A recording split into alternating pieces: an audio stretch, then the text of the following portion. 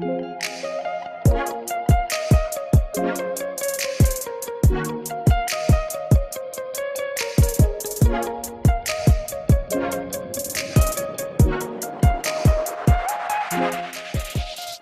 the Stokastic NBA Deeper Dive for this Thursday 4-game slate. I'm Rinpak. He's Adam Ship My Money DFS. Here we are to break down another injury-pending 4-game slate. Adam, how was your Wednesday night? It was not great because I played a lot of Bobby Portis and I didn't play a lot of Javon Carter. But yeah, glad to be onto a slate where it's not 13 or 15 games. Like, I wish there were a couple more games, but I will take 4 over what we've had so far this week. Yeah, no, last night's slate was quite interesting. Javon Carter went full send Allen Iverson last night. It was really impressive just to watch, just because like he looked like he was just toying with the rest of the team. Granted, OKC outside of SGA and Dort and Giddey is like a G League team at best, but he was having too much fun. It was really weird what Budenholzer was doing with Bobby Portis's rotation. I really couldn't understand it. I guess they just wanted to feed Rolo in the paint, and Rolo had a monster game, but really tough to understand what Budenholzer was trying to do with Bobby Portis' minutes, as we saw. A lot of minutes from Beauchamp, a little bit more than I expected, but here we are on to tonight's 4-game slate. Everyone hit that like button, subscribe. Shout out to our sponsor, MGM. We'll be talking about them shortly, but first game on the slate, Dallas takes on Washington. Dallas is favored by, I believe, 5 points right now. The line has moved a little bit to 5 points, the total of 209. Obviously, on the Dallas side of things, we got to talk about Luka. Luka was disappointing last night as he started the 5:30 game because of the hurricane yesterday. He did ding up that elbow. Now, I don't know if this elbow has been bothering him. It looked like it was bothering him yesterday as he was very inefficient. But granted, the usage rate still through the damn roof. It's Dallas. We got to start with Luka. Luka Doncic, highest price player on the slate, most likely to be the highest scoring player on the slate. How do we handle Luka at 12.5, I believe, at one of the sites, and on the compared to the rest of the studs on the slate, Adam? Yeah, I mean, I think clearly if you can get to Luka, you're going to be happy to get there. There is some value on this slate, and even more has opened up than we had this morning with Damian Lillard being ruled out, so that's nice. The really interesting talking point regarding Luka, I think, to me, is what you're going to do with him compared to Joel Embiid. Right now, we have them projected for similar ownership. I'm kind of surprised by that. I think Luka's going to end up being a little bit higher than Embiid. But if they do end up being the same, then I think Luka looks really good. If they end up being, if Luka ends up being a lot higher, then I do think I prefer getting to Embiid just because he is a little bit less expensive. There are plenty of, other good guard plays on this slate, but it goes without saying, Luka's averaging 1.7 DraftKings points per minute this year. This game isn't very appealing in terms of pace, only a 209 total, but it's a 4-game slate and there's really only 2 pay up. I mean, I guess you can count Trae Young and DeJounte Murray, but Doncic and Embiid, kind of in a category. Doncic really in a category of his own. So I think it goes without saying that if you can get Luka into your lineups, you're going to be happy with it. Yeah, and going back on the 12.5 price tag, he's 12.5 on both sites. And see, there's a lot of pending questionables in the Portland game, and that's just like the elephant in the room and how we handle that. We'll touch on that later once we get to that Portland matchup. And Luka's Luka. We know what we can expect from him on a night-to-night basis. We've rode his price tag to this, and he deserves every bit of it because he continued to pay this off. His 30-point streak, I believe, was broken. But Luka's still outstanding. I really like Luka. And if you can predict, or if we get the news earlier in time for Portland of how we can jam in Luka in our lineups, it would be pretty exciting to do so. Yeah, but and I mean, we have Washington news too. The Portland game only starts an hour after the Dallas game, so hopefully we get that news. But then we also have the potential of Washington opening up a bunch of value. I agree. Yeah, I think that's a good point to touch on as well. Yeah, looking at the rest of this Dallas team, Dwight Powell has entered the starting lineup. He, to me, is always the trap value play, but he has the upside always if he's somehow going to crack 20-plus minutes, but it's always tough to roster in any confidence. He's priced up to 5,100 on DK. That's a little too high for me to go to with Dwight Powell, but over there in FanDuel, he is priced at 3,600. If you want to take some shots with Dwight Powell on a 4-game slate, it's okay. It's not too exciting. Be aware. It's a very, very boomer bust play with Dwight Powell. Dinwiddie was awesome last night. 6,200, north of 40 fantasy points, 6,300 on FanDuel. It's a 4-game slate where you got to roster some guards. He just kind of naturally just falls into play here. Not a player that I tend to roster in larger slates, but on a 4-game small slate like this, I gotta have some interest in Dinwiddie taking on a Washington team. How do you feel about Spencer Dinwiddie today, and especially at this price tag? It's up north of 6K, but he does play alongside Luka Doncic, which doesn't certainly help him. Yeah, I love Dinwiddie here. I think he's one of the players helped the most by Christian Wood's absence because Dinwiddie's going to be out there, at least based on Dallas's typical rotation. Dinwiddie's going to be out there for every minute that Luka isn't. So you're talking, 11, 12 minutes that Luka's not on the floor. But now you're taking the massive usage rate of Christian Wood off the floor as well. So you're talking about Dinwiddie being out there with a second unit. For example, yesterday it was pretty frequently Dinwiddie, McGee, Green, Hardaway, and Kleba. Hardaway's going to get some shots up, but those are really low usage guys in general. And Spencer Dinwiddie should just dominate usage during those bench stretches. And then he's still going to be fine when he's sharing the floor with Luka. Obviously, his rates are going to come down. But I think that Christian Wood being out is a massive bump for Spencer Dinwiddie over those 11 or 12 minutes that he's going to get with the second unit. And I think this is a really reasonable price tag. His playing time's also been up recently. This is someone at the beginning of the year, we were typically getting 29, 30 minutes. Overall this season now, he's averaging 32 minutes per game. But in recent games, you've seen even more than that. Played 37 and a half minutes yesterday. So I really, really like getting to Spencer Dinwiddie. That's awesome. Yeah, I think I'm with you there. And it just kind of makes lineups fit in different roster constructions. Additionally, we got to wrap up with this Dallas team. The rest of the Dallas team, there is still no Christian Wood, but it really becomes a lot of uncertainty in how to attack these guys.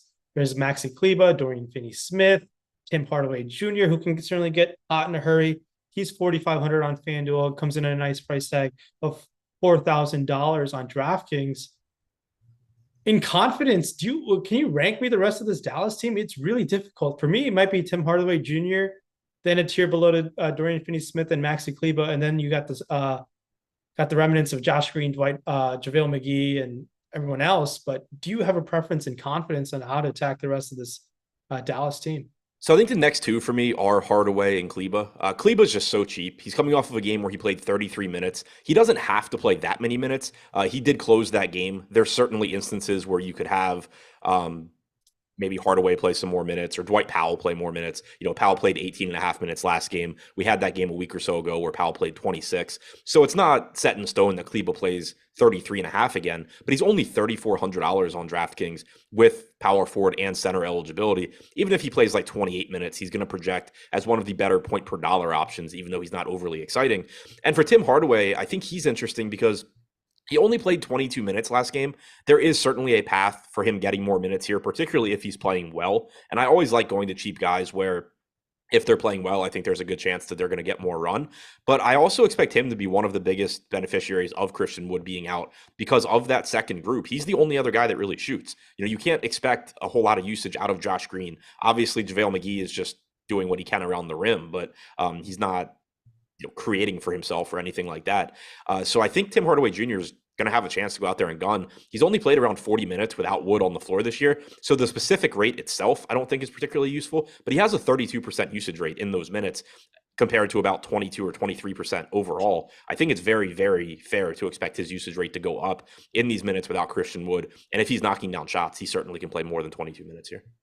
Yeah, I think you nailed it right there on the head. I think this Dallas team, you can definitely take some shots on these secondary guys. Yes, there's uncertainty, but at their respective ownerships projected right now, it makes a lot of sense to target some of them. And over there on Yahoo, I recommend taking some chances on Maxi Kleba and Tim Hardaway Jr. at $10 and $12. You already know what you're going to get with Luka. I don't need to talk about him.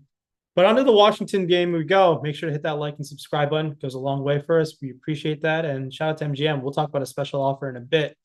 But over there on Washington side of things, Washington, there's no Bradley Beal right now. There's obviously with no Beal, there's a change in the starting lineup.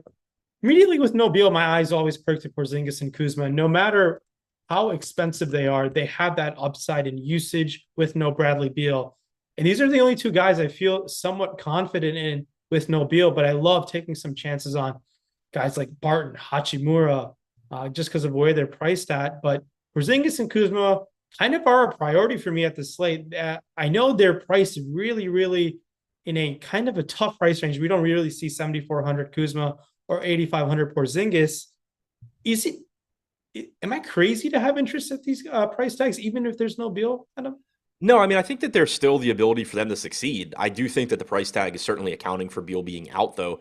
Porzingis on DraftKings being only center eligible is difficult as well because you got the increased price tag and the only the center position. On FanDuel, he's only 8K and he has power forward eligibility as well. So probably a little bit easier to get to him there.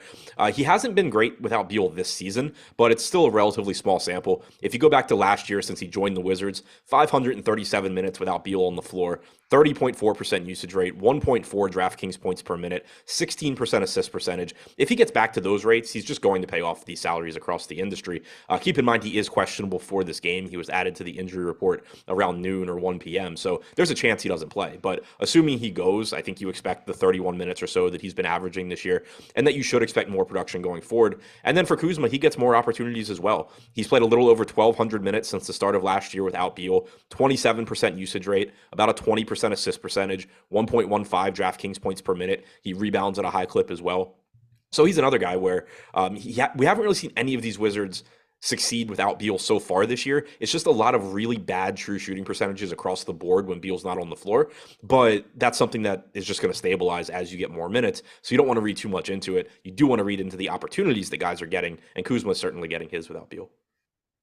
Yeah, and I think I'm pretty much stepping stone with you. And taking a look at the other guys, because I certainly think a lot about one of these other guys, other Wizards at their price tags could certainly pay off. And looking at Barton, Hachimura, Monty Morris is a little too expensive for my liking, but 5,400, 5,700, it's too expensive. I'd rather would save my money and take a chance on Will Barton at 4,100, 4,400. Yes, I might get a little few more minutes out of Barton, but I think I get a little bit more usage out of him. Well, Hachimura 4,200 and I believe 4,100 on DraftKings. He's just a fine value play. It's nothing too exciting. There is a lot of ownership there with him, a little higher than I expected. And then there's the pivot in Avdia at 3,700 on DK, and Avdia comes in at 3,900. A lot of these guys are priced similar and project within like similar fantasy points of each other. I'm going to just take my chances on some of the lower owned guys and Barton and Avdia over Hachimura and Monty Morris. Granted, Morris is a bit more expensive, but wrap up to the second unit and the secondary guys for the Wizards for me. Yeah, it's a really difficult team to talk about because everything just looks so similar. One slight disagreement I do have is on Monte Morris because I do like that he's only getting 12% ownership here. And one thing that Josh and I talked about this morning, Morris has been really, really bad without Bradley Beal on the floor so far. He's only averaged 0.68 DraftKings points per minute. He has an 18% usage rate and a 14% assist percentage. On the surface, that's all just horrible. But Monte Morris is somebody that has a baseline production of around zero point 0.8 fantasy points per minute. You can't actually expect that to go down with Bradley Beal out, and his usage rate has gone up a few points. But what I found really interesting was I went back and looked at the potential assists that Morris has had in the 2 games without Beal because I found it really weird that his assist percentage would go down without Bradley Beal playing. And I noticed that all these guys have such low true shooting percentages. I thought there was a good chance that Morris was probably just getting unlucky on assists. He leads the team with 9.5 potential assists per game over those 2 games. He is averaging 1.5 actual assists per game. So he's gotten really unlucky in that regard. Not that it has to change tonight, but I do think you're talking about somebody at 5,400 playing 32 minutes at 12% ownership that as the sample size gets larger is likely to be north of 0.8 fantasy points per minute. So I do think that's kind of interesting. I'm with you on Rui. If Kristaps Porzingis plays, I think Rui is a perfectly reasonable value at 4,100. I just don't particularly like the 24% ownership coming into him. He's another one of these guys that hasn't been very good without Beal on the floor, but he's also shooting really poorly. 47.7% true shooting percentage, does have a 22% usage rate. I think he looks good. It's just I don't really think I think he's getting a little bit more ownership than he should. And if Porzingis is in, I think you're still talking about somebody that is going to average around 24 minutes and just certainly can not be that exciting. If Porzingis is out, I think there's a lot more minutes available. I think Rui ends up looking really, really good if Porzingis sits. Avdia, I'm with you. Like he's getting some ownership. I don't feel good about him at all. His minutes haven't been stable. Even when he's in the starting lineup, you're kind of getting anywhere from like 18 to 26 minutes. But if you compare him to Rui, what I think is kind of interesting is that Rui's averaging 0.73 DraftKings points per minute without Beal on the floor. Avdia is averaging 0.67. They're going to play similar minutes on average. I don't necessarily think you should have a huge gap in ownership. I do think that Rui should be a little bit higher owned because I think he is the higher upside of the two. But yeah, and then Will Barton, I agree with you, just looks really good. He is somebody that I think should. I'm surprised he hasn't been playing more minutes, especially with Beal out. Like he's one of the only shot creators, quality offensive guys they have on this team, and they're just giving more minutes to Kispert and Avdia, which has been kind of surprising. Anthony Gill getting minutes as well. I thought that you would see more from Barton, but you're still likely to get at least 24 to 26 minutes from him. And when he is out there, he's going to get shots up. He has a 21% usage rate and an 18% assist percentage without Beal on the floor. He's averaged 0.88 DraftKings points per minute, despite only a 48.4% true shooting percentage. That's going to come up. So Barton, I think, is my favorite of the non-Porzingis Kuzma guys. Yeah, and I think that was a very, very thorough breakdown of what the second unit and potential usage and how we can take advantage of the opportunity sans Beal and Porzingis potentially. So keep an eye on the news. I think this is a really important news situation with Porzingis that could really change the structure of the slate really fast. So on to the next game we go, but make sure to hit that like and subscribe button for us. That would be awesome. I think we're only at 150 likes right now. If you can get that up to 200, 250, that'd be fantastic. I know there's north of 1,300 of you watching, but on to Philly and Atlanta we go. Philly takes on Atlanta. There is no James Harden. Atlanta is 1-point favorites, and the total is around 222.5 right now. And with no James Harden, we finally got a Joel Embiid sighting. Joel Embiid has been battling an injury, conditioning, all sorts of issues, but no James Harden. Let's ride with Joel Embiid. He looks outstanding. It's a nice savings off of Luka. I could argue they have similar upside without no Harden, but Joel Embiid started off the season slow, but he looks great. I think Embiid looks awesome to take up your center spot tonight. Let's just start with Joel Embiid, the center point for the Sixers tonight. I think he looks fantastic. He's a little bit less expensive, or really a lot less expensive than Luka, like you said. He has struggled a bit this year, but he's still really productive, and that's going to go up sooner rather than later. Overall, since the start of last season, without James Harden on the floor, 1.56 DraftKings points per minute, 37% usage rate, 18% rebounding percentage, 24.5% assist percentage. Sure, this version of Tyrese Maxey may cut into those numbers a bit, but it's still Joel Embiid here. He's going to turn things around sooner rather than later. And to me, if he's getting similar ownership to Luka, or I actually think it's going to end up being lower than Luka, I really want to get there with everything considered. This also isn't a very good center slate, and so that's a big deal. Like you have all these guards that actually look pretty good. There's not a lot of centers that look great, so the opportunity cost isn't quite as high for Embiid as it normally would be. As of the crunch that I ran this afternoon, which was right before the Lillard news, I haven't rerun one since, but Embiid was my highest owned player on DraftKings. Yeah, and Embiid looks awesome, and I'm right there with you. 10-5 on FanDuel, 10-9 on DK. There's definitely you could argue if you're building one lineup, he's the starting point today with Joel Embiid. Now with Joel Embiid back in the picture, then there's the secondary guys in Maxey and Harris. Then there's Melton, Tucker, and Milton, and Niang and Reed. Joel Embiid being back just takes away from these guys, but certainly Tyrese Maxey has produced. This tandem played together a lot all of last year before James Harden came into the picture. Tyrese Maxey still has that upside at $7,800 and $8,200. He'd be my second favorite Sixer, and Tobias Harris, I don't really have much interest in going to at 8K on FanDuel. 7,100 on DraftKings, I can certainly fall there. But Melton kind of has priced out for me up at this elevated price range, 6,000 on DK. You want to take some flyers on him at 5,600 on FanDuel, because where you get that steals bonus, I think that's certainly okay to do so. But George Niang is not going to shoot 7 of 10 from outside again. His price has gone up. It's really kind of just picking between Maxey and Harris alongside Embiid. I don't have really significant interest in any one of these guys. Any of these guys sub 4K. It's really gross for me. Do you feel the same way? Similarly, I think. So PJ Tucker is questionable here. If he doesn't go, that can open up some minutes for a $4,300 Niang. If Tucker is in, though, I don't really have interest getting to Niang. You do have Daniel House back as well. So that's just another issue in trying to get that 27-minute game from Niang again. I kind of am having trouble figuring out what to make of D'Anthony Melton here, because on the one hand, he's averaging 32 minutes per game as a starter, and he is still only 6K on DraftKings, 5,600 on FanDuel. It seems like a really useful price point to get to. The concern I have, so he's only played 72 minutes this year with no Harden and with Embiid. In those 72 minutes, he has an 8.5% usage rate. He's averaged 0.7 DraftKings points per minute. I certainly don't think he's going to continue to be that bad going forward. This is somebody that, even going back to his time in Memphis, was around the fantasy point per minute guy. That's what he's been overall this year. And even if he settles in around, call it, zero point 0.9 fantasy points per minute and does give you 32 minutes or so, he's going to look like a solid enough option, projecting around 29 or 30 DraftKings points here. But he's also getting ownership. So in the crunch I ran earlier, I was still getting to him. It's probably the one spot on this slate that I felt the most uncomfortable about, or the most where, like, I understand why I'm getting to him, and I also just feel like I'm going to be really pissed off later that I did get to him, because I see the things wrong with him. But it's also, I think if you're going to get 32 minutes from DeAnthony Melton at these salaries, he just still ends up being a really useful piece here. So a lot, I think my exposure is going to depend on what value opens up. Like I said, I'd run that before the Portland news. We still have him getting about 30% ownership, though. As more value opens up, I do think Melton starts to just relatively look worse. But if things were to hold how they look right now, I do think I'm going to end up getting there. I just don't have a ton of confidence in it, because I am concerned about the fact that Tyrese Maxey and Joel Embiid are going to dominate touches for such a high percentage of the minutes that he plays.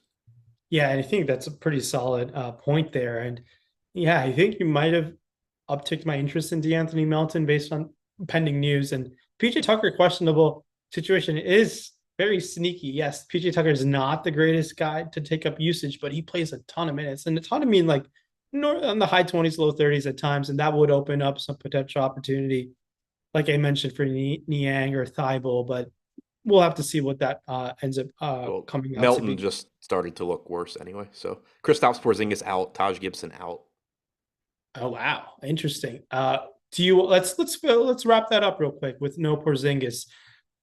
Immediate interest in a guy like Kyle Kuzma for me. Kyle Kuzma could shoot the ball 30 times tonight, and then we should see an uptick in minutes in Hachimura.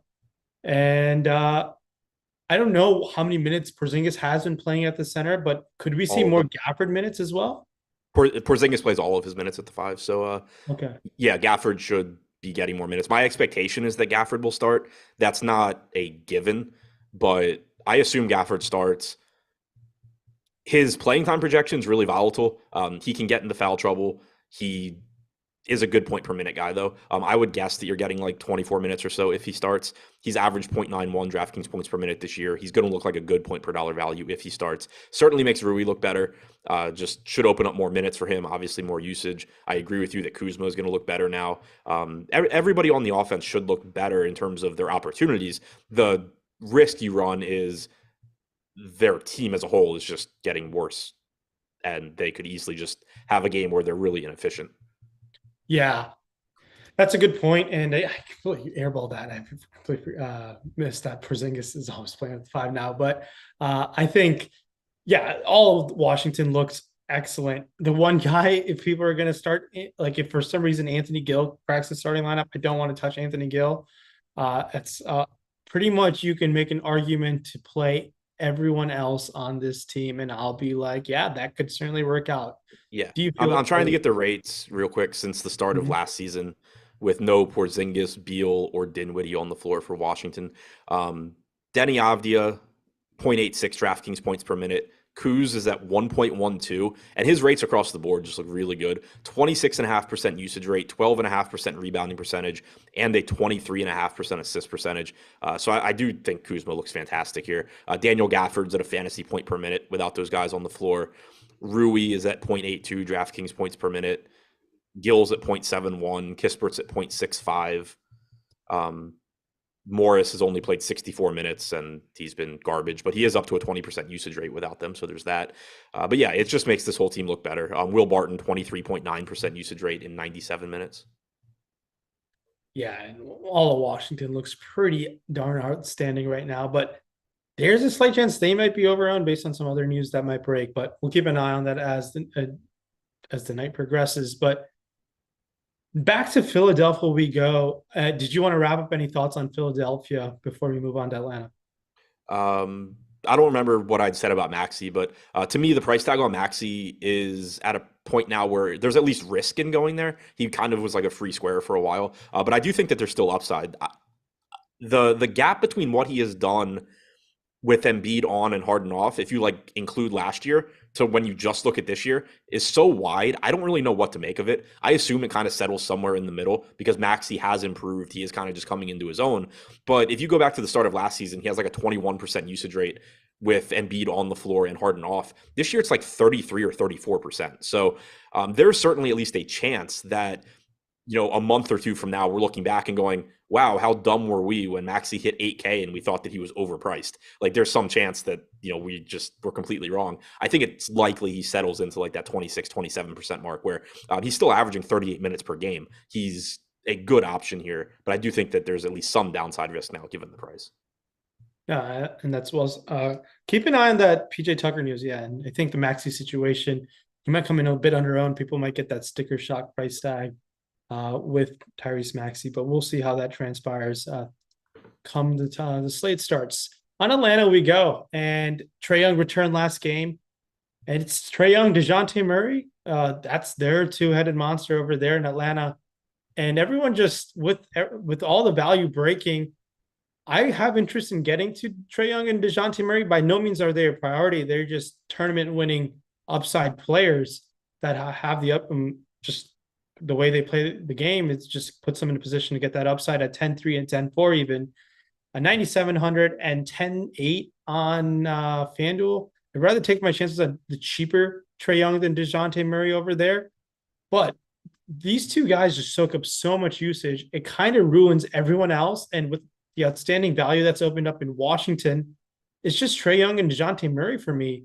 Can you convince me to play a Capella or Collins even? The opportunity cost seems way too high to even go to those guys. Yeah, I mean, I think that they're still playable just because they are pretty cheap. And the ceiling for these guys is still massive, right? We just saw it yesterday with Capella.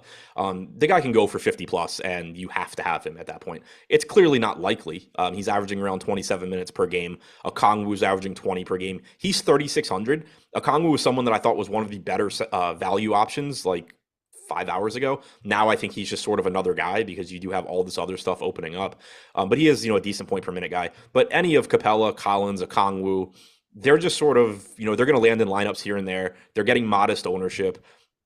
If they go off, great. But, they're not priorities and you're not going to be that comfortable, that confident in them. For Trae Young and DeJounte Murray, those are the guys that you're confident in the production you're going to get. The issue is that they're just getting expensive, particularly on DraftKings where Young is up to 10-4, Murray's up to 10-3. That's pretty close to Joel Embiid in terms of salary.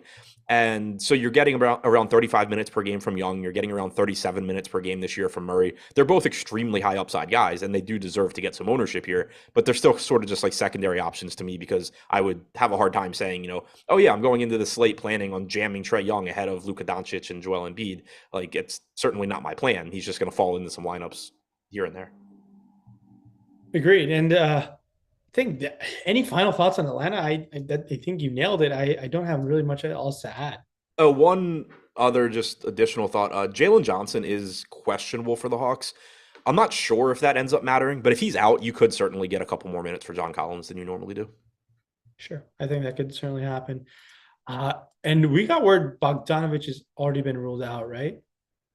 Who? Oh, yeah. Yeah. Okay, cool. I just want to make sure. I did see he's nearing a return, and I wonder when that would be happening. But so Pistons news was coming through on my phone as you said that, so I was thinking Boyan. I was just like, it doesn't matter today, and I'm not sure.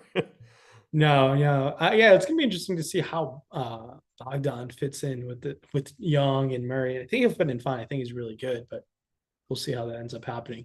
But now we get to talk about BetMGM. For those who are watching us, please take advantage of this offer. It's really, really good because you get 2 months free of Stokastic Platinum for free just to sign up for a BetMGM risk-free bet. And how you get to take advantage of this, you got to go to stokastic.com.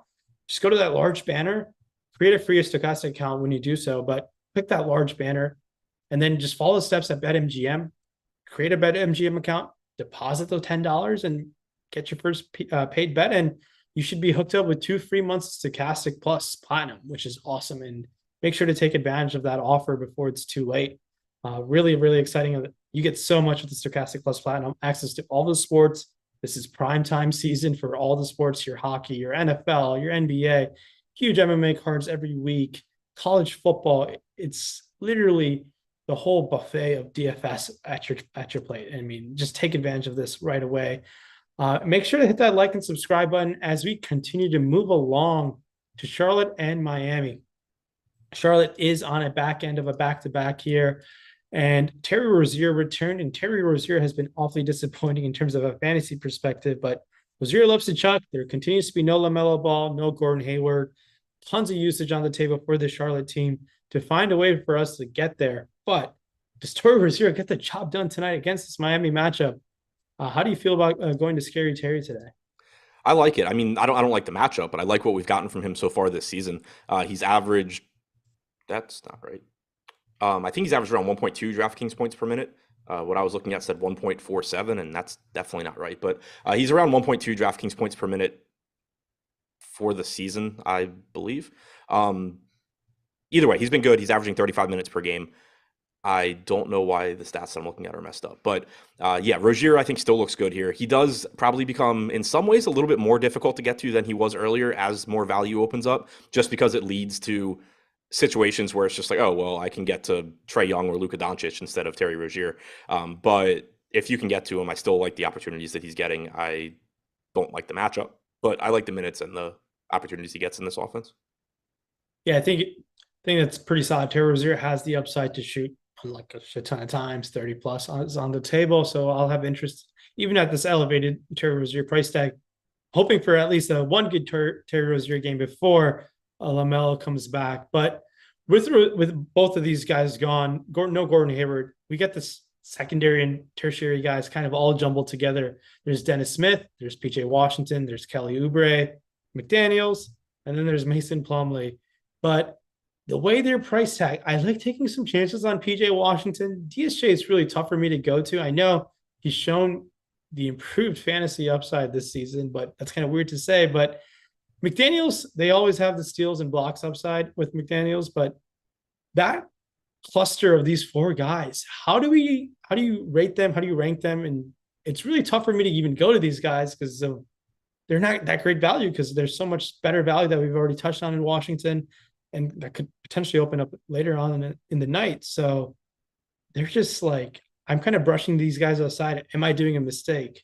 They all kind of remind me of the guys we were just talking about on the Hawks, where clearly they have the role and the ability to put up good numbers here, but they just don't stand out in terms of priority because they're not the highest projected players on the slate and they're not the best point per dollar options. This is the first slate we've had in a while where it's kind of breaking stars and scrubby because we just don't have that really deep mid range, and we do have legit pay up options and some legit value opening up. That being said, though, I mean, Kelly Oubre's got like a 27% usage rate without Hayward, Bridges, and Ball on the floor since last year.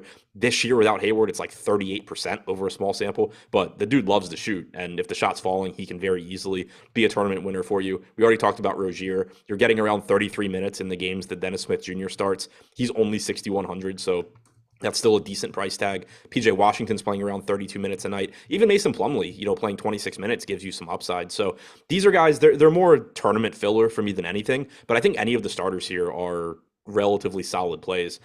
Since the start of last season, assuming what I'm looking at is correct now, 1.1 DraftKings points per minute for Oubre, a fantasy point per minute for Washington, 1.1 for Rozier without Bridges, Ball, or Hayward on the floor.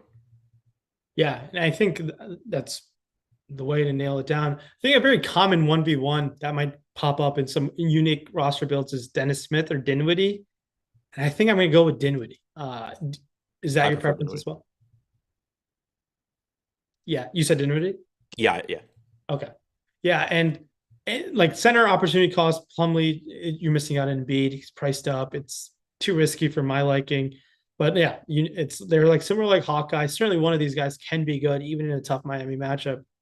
They're worth some tournament flyers, but that's really about it. I don't even think you need to be above the field on any of these players to really make your lineup that different with upside. So on to Miami we go. Miami has Butler and Bam leading the way there. 9,100 Jimmy Butler and $7,900 Bam Adebayo on DK. While over there on FanDuel, it's 9K and 7.7 for Butler and Bam. Tyler Hero is still questionable. Last I check, I wonder if has there been an update on Hero as I pull this. He's still questionable. He's still questionable, and that does change a lot of things if Hero is ruled out or even in for these guys, as he takes quite a bit of usage away from Butler and Bam, but Butler and Bam, with even if Hero are in, I have a lot of interest in going to Bam. I always prefer going to Bam than Butler, uh, especially today with the savings on both sites, like actually across all three sites.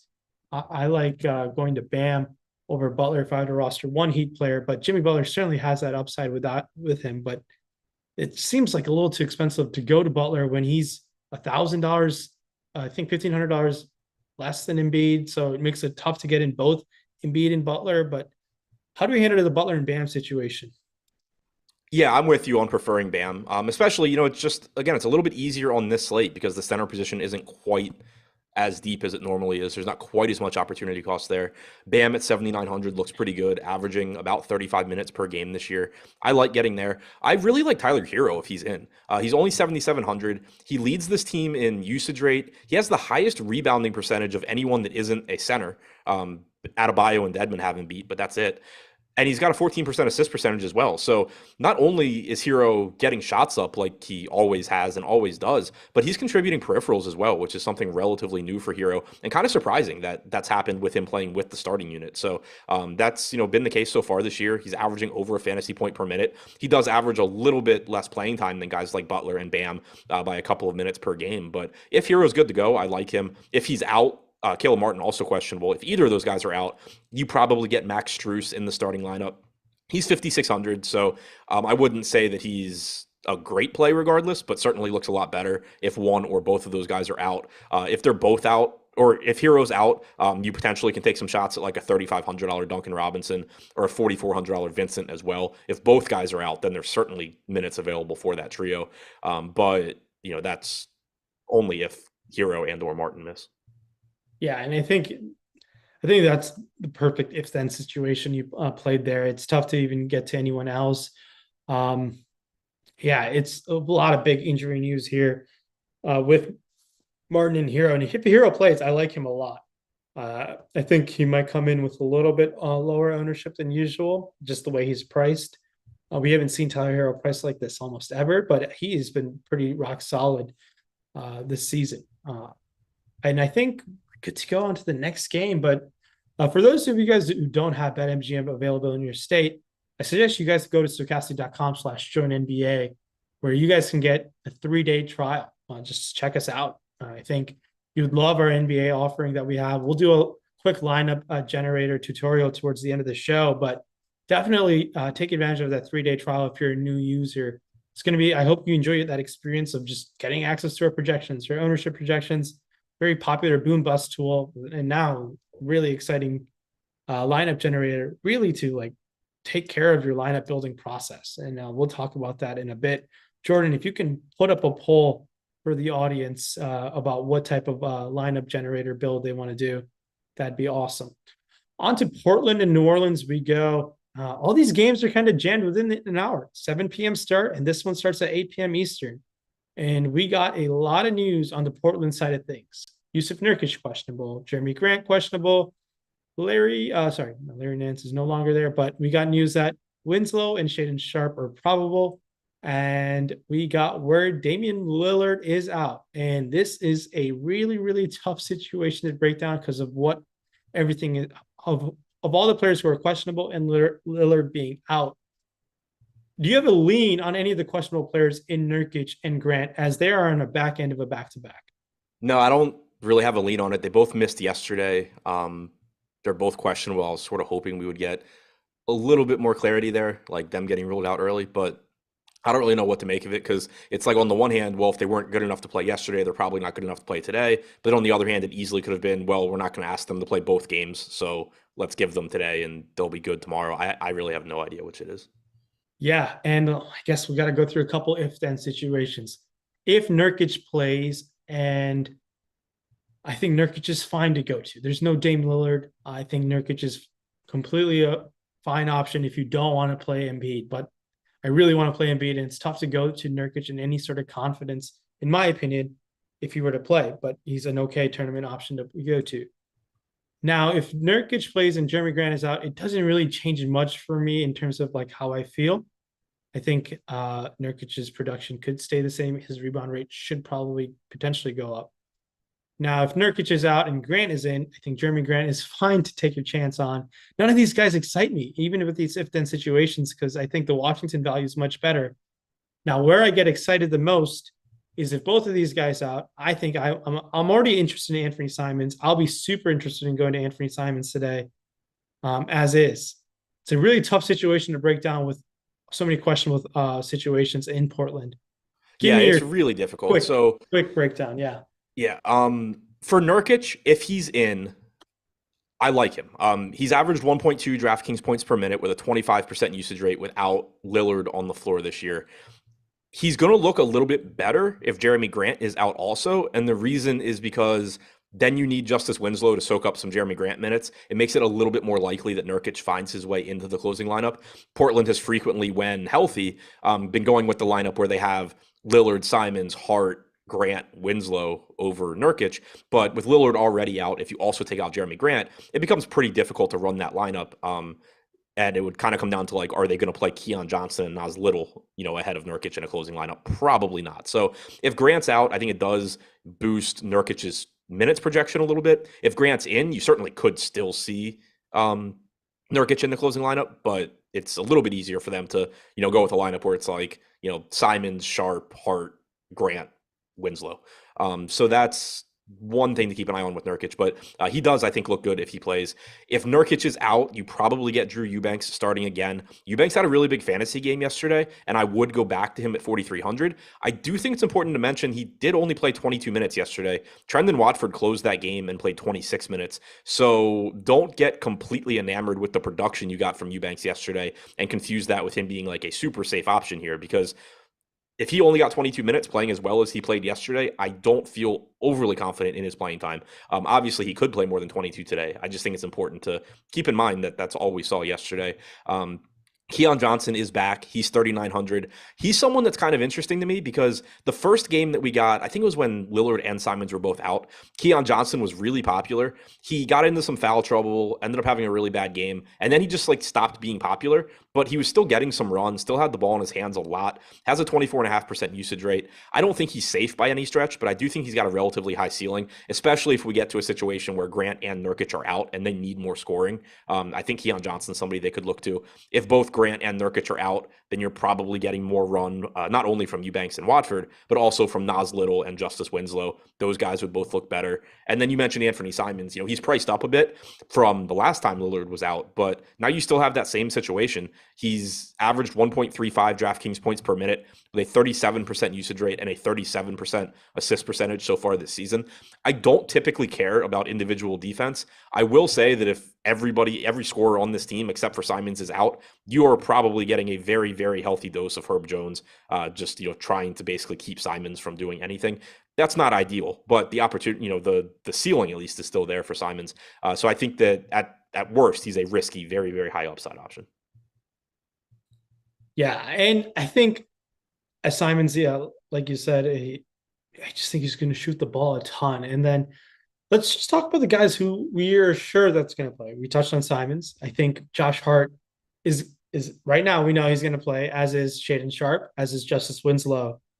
These guys are fine to go to in tournament, long shot tournament options. I really don't have much interest in them. They just don't grade out a strong value place. Can Josh Hart certainly rack up low double-digit rebounds and find himself to a double-double? Certainly can, but he's not the certain type of guy to take on a bunch of usage. He might if all these guys are ruled out, and then I'll have even more interest in a guy like Hart, like I did yesterday. But today, it's just makes things a little too difficult to even go to these guys, even with these guys out, because I think there's much better value. How do you feel about Hart, Winslow, and Shaedon Sharpe? They'll all look better if Grant / Nurkic miss. If we assume that those guys are in, I think it's just sort of tournament flyers. Like Josh Hart's ownership is probably going to go down with the amount of value that's opened up. We have him at 20% right now. We have Winslow at 20% as well. Winslow is 4,600, which clearly is a nicer price point than Hart's 6,500. There's going to be opportunities there for those guys, but a lot I think is going to depend on Jeremy Grant and Yusuf Nurkic. Yep. Keep an eye on the news. This is the deeper dive crew games probably that they'll be touching on it once they get news, if they get news before the slate starts. So On to the next game we go. Over 2,000 people watching. If you guys can hit that like button, that'd be awesome for us. And on to New Orleans. New Orleans is just kind of a victim of the slate now, just because everyone is healthy for them and everyone is priced appropriately / too high. But this is where I think we can take advantage of taking some guys who have certainly the upside in paying off a higher price tag than usual, and guys like Zion Williamson, Brandon Ingram, and CJ McCollum. And the Larry Nance situation is really important because Larry Nance was closing over Valanciunas there for a bit. He is questionable, but the way I like New Orleans, I've been consistently overweight on Zion Williamson throughout the season. There have been awesome games from him, and then there have been some disappointing ones like last night. Even with this price hike, I'm willing to go right back to Zion Williamson. I like him a lot. And with all these guys healthy, it really makes me disinterested in guys like Ingram and McCollum, but they certainly have the upside. How do we attack New Orleans? It's a tough team to go to because majority of these guys, high usage guys, are all healthy.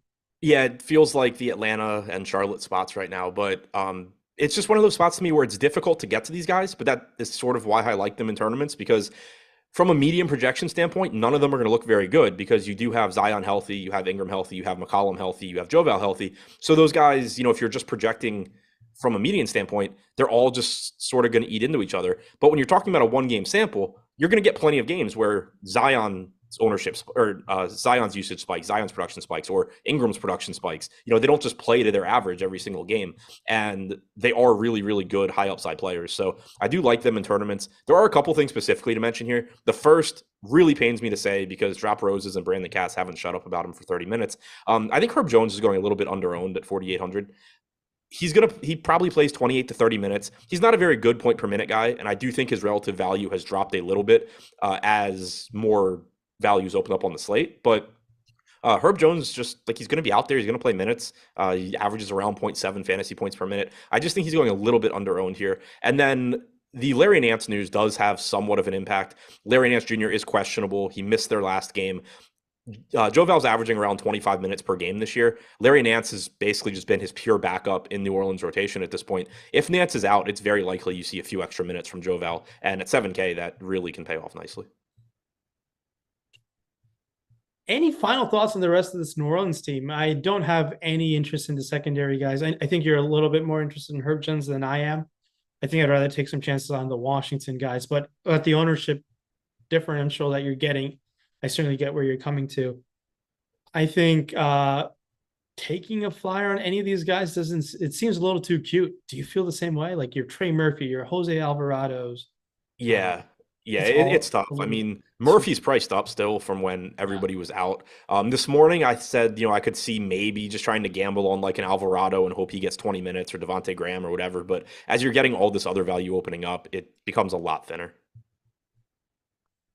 Yeah, no, I think so too. And just keep an eye on the news, especially the Portland news situation. It really is going to be, I think the Portland guys, if all these guys are ruled out, you're going to get them a lot lower owned because I think majority of the field is just going to take the Washington route because we already have that news. So if for some reason you were able to forecast and what the Portland news situation is going to look like, it's going to pay off massively. And keep an eye on the Larry Nance situation. If Larry Nance is in, I have no interest in any of the front court. If in the front court is in between Valanciunas and him. Nance is out. I think I'll have a little bit more interest in Valanciunas, but like the theme of this show has been, it's the opportunity cost is too high not to play Joel Embiid. So that's how I think you also feel the same way, right? Yeah, pretty much. I mean, like I still like Joval. If I can project Joval for 28 minutes, I'm gonna get lineups where I play Joval at center and I get up to Luka at guard. But yeah, like it's still, if Nance is out, Joval looks a bit better. I still don't think he looks, Joel Embiid good. Awesome. So a little different today. If everyone can hit that like button, we're at 2,200 over 350 likes. That's awesome. If we can get to 400 before we hand this off to the Deeper Dive crew, that'd be great. Jordan Klein, our producer, had ran a poll about we're going to do a lineup generator tutorial, trying to help your lineup gen process where you guys can get access to this if you guys take advantage of the 3-day trial at stokastic.com/join NBA. Jordan, if you can pull up the NBA lineup generator, that'd be awesome. All right, cool. Let's do DraftKings main. I think that is the popular choice of tournaments. And the crowd asked for contrarian lineups. So let's do contrarian lineups. So everyone, this is kind of a new tool that we've launched here at the site for where people can, we're just assisting you in your lineup building process, and you kind of enhance your lineup building experience by, if you like this lineup, you can save it or discard it. So this is where I get to pick on Adam. Adam, is this a lineup that you would save or discard? You up on top, we got Morris, DeJounte Murray, Tobias Harris, PJ Washington, Dan Gafford, Barton, Grant, and Nurkic.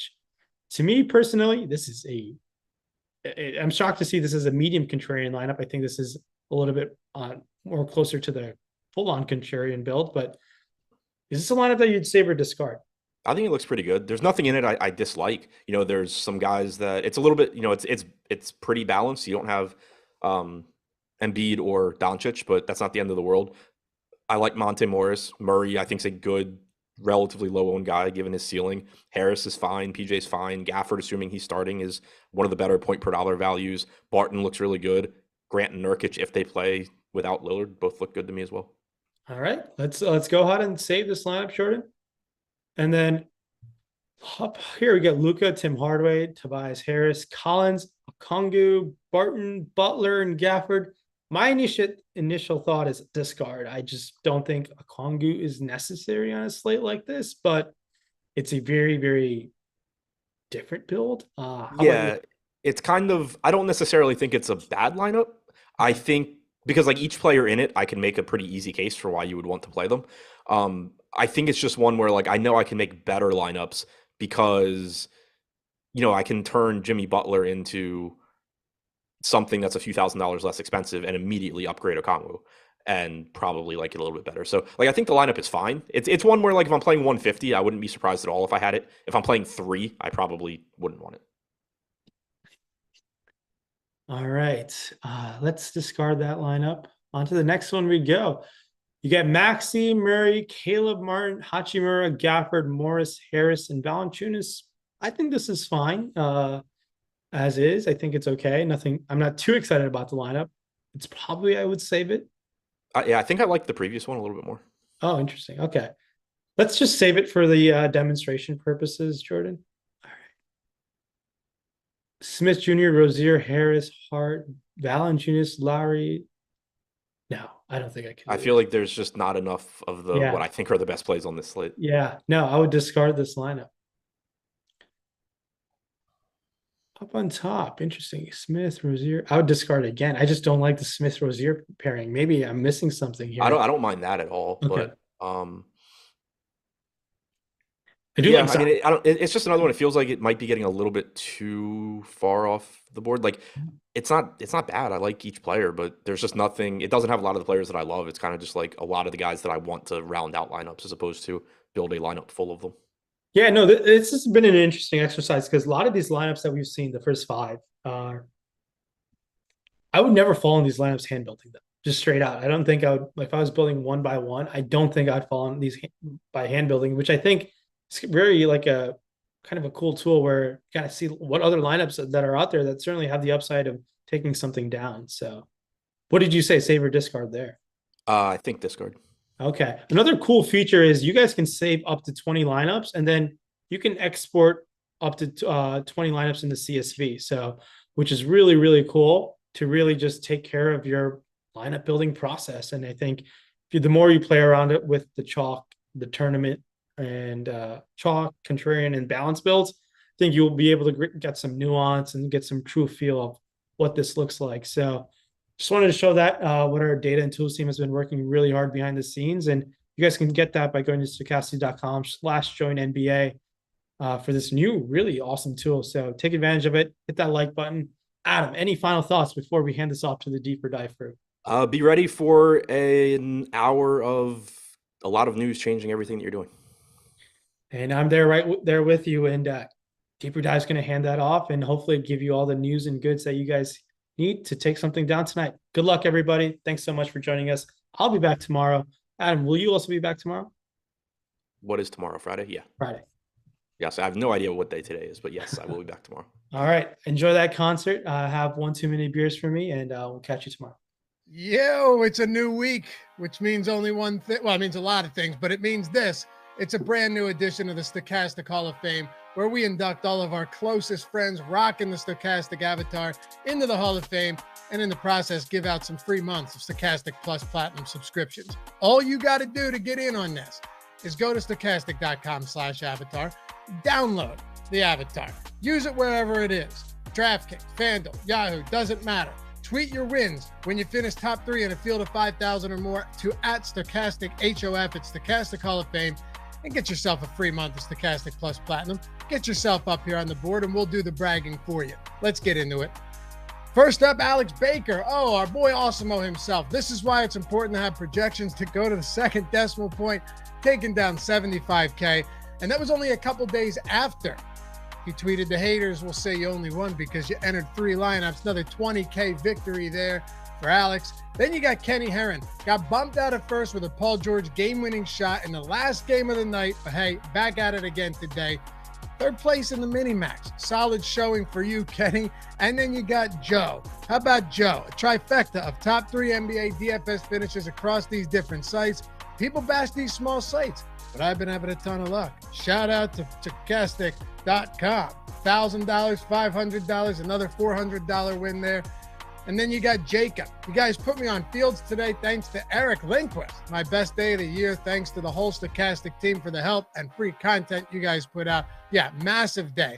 What's that, $56,000, 3 different contests? Huge day, Jacob. Congrats. And then, biggest DFS night ever. Nearly took down the 4-point play. Thanks to the crew for the help. Easily the best site out there. Yes, agreed. Omar with the $4,000 win. And that follows it up with Jordan. Awesome stuff. Tools pointed me right to Goddard Captain.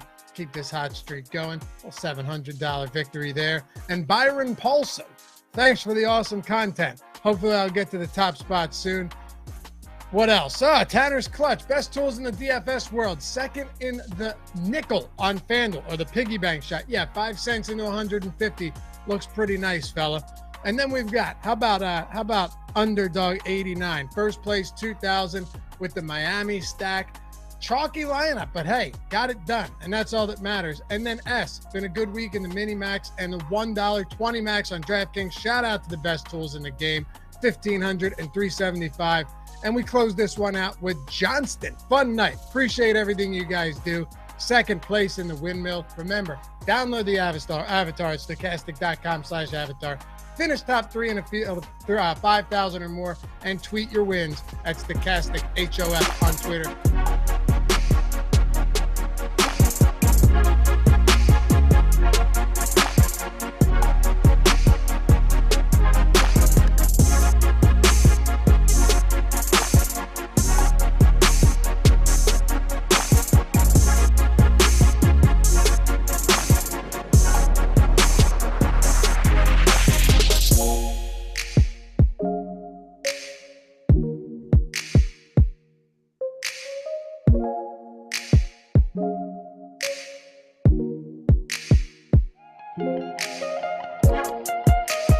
What is going on, everybody, and welcome to another Stokastic NBA Live Before Lock show. If you guys did not do it for Rayen and Adam, do us a favor, like the video, subscribe to the YouTube channel. We are sponsored by BetMGM today. We've got a great deal from BetMGM that I'm going to tell you about later. Chance to get some free money, chance to get a free subscription over to Stokastic.com. More on that in a little bit, but also we've got a 4-game NBA slate. Eric is going on vacation to Paris tomorrow because he's too fancy for us. I'm sorry. I'm going to be doing a couple shows. Don't mind me. From Old Paris. Bonjour. Je m'appelle Eric. It is true. Eric is still going to be on vacation with his wife, and he's going to be in are you staying at a hotel? Or? Yeah, we're staying at a very nice spot. It's going to be lovely. Yeah. Okay, so as opposed to when I went to Italy last year in like September, stayed in a villa, and I was held up by internet on my phone for part of it because I don't know. It just apparently when you're in Positano on the side of a cliff, there's not apparently very good internet. I think that it'll be a little bit better in Paris. Just throwing it out there.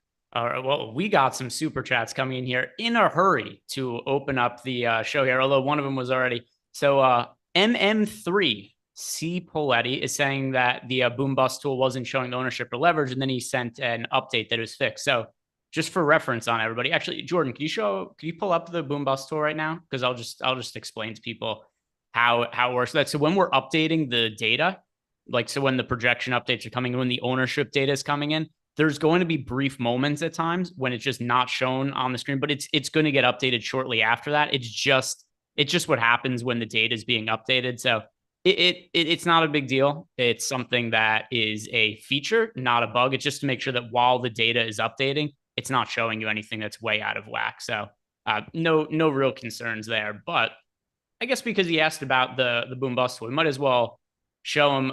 Can you sort, Jordan, by the leverage score? We'll just show people who on the right side.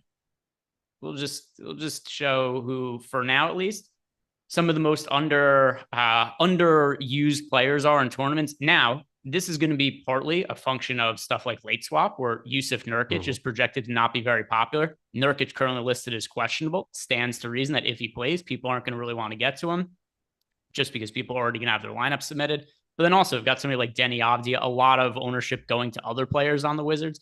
But Denny Avdia looks like a pretty good leverage play off of some of the other chalk that's on Washington. Let's see, other super chats that we have. Oh, I guess it was just him with the couple of super chats pointing out there. So, all right, we've got them covered. All the thousands of super chats to start off our show. It showed up on my screen as 3 separate super chats, but 2 of them were for him, and then another one was welcoming him as a member. So it seemed like it was a lot, but they were all kind of correlated with each other. But we should talk on some of that injury news, because we do have Nurkic listed as questionable. We have Tyler Hero as questionable. Jeremy Grant is questionable. Caleb Martin questionable. Larry Nance questionable. PJ Tucker questionable. The biggest one of these players is going to be Nurkic. We just showed him being questionable, and as a result, not really getting much ownership right now. Per ownership projections, what was shown in the boom bust tool. How are you handling the situation with Nurkic tonight? I'm handling it where I've already bet some props. And so this is kind of a nice way to get multiple pieces of exposure to something. And we'll talk about it from a DFS perspective too. But if you get Nurk, right now you have Josh Hart, 6.5 rebounds. You have Anthony Simons, 22.5 points. Those are going to, not skyrocket. They're going to go up a little bit here, but the opportunity for both of those guys goes through the moon if you take Nurkic.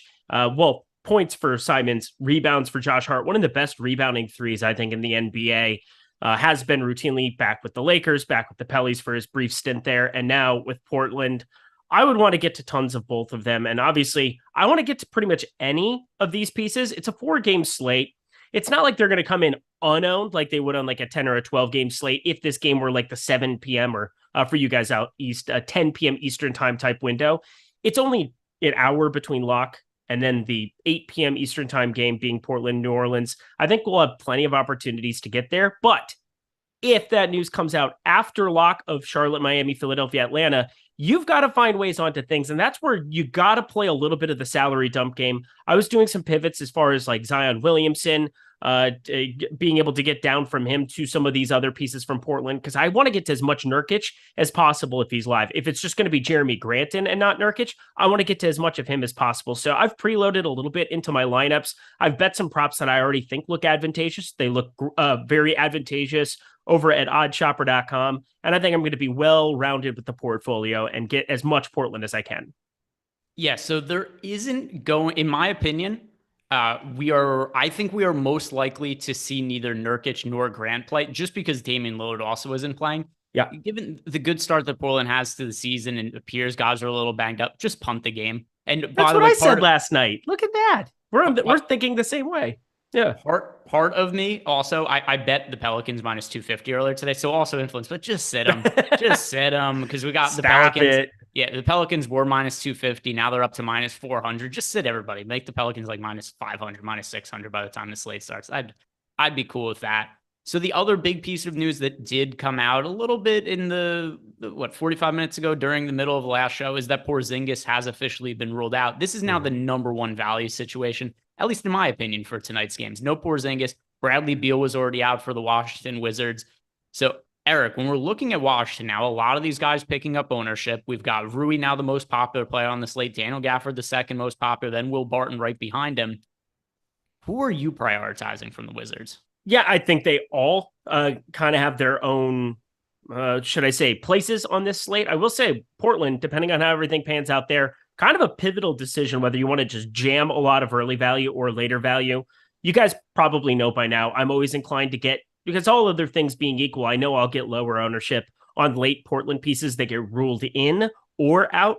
Specifically, I just want to get to a lot of Josh Hart. But with Washington, how do you look past playing a bunch of Rui Hachimura? I don't really see a way. 0.85 fantasy points per minute on DraftKings.com this season. And Daniel Gafford, it's the same thing we kind of ran into yesterday, but the huge difference between why I wasn't as high on Drew Eubanks yesterday, and it didn't really affect me all that much. He ended up putting up just short of 30 fantasy points, was it's a lineup spot. Now, this is a 4-gamer. It's a $3,200 center, and I think he gives you a lot of access to some builds where you can play a lot of Luka, you can play a lot of Zion or Terry Rozier, some of these 8K, 9K guys that are just a little bit more expensive on the slate. But I think Rui, pretty much clear-cut 1, Daniel Gafford 2, and the rest of the guys are just dudes who are going to show up in my lineups, but I'm not carving out a massive piece for Will Barton or Denny Avdia at the moment.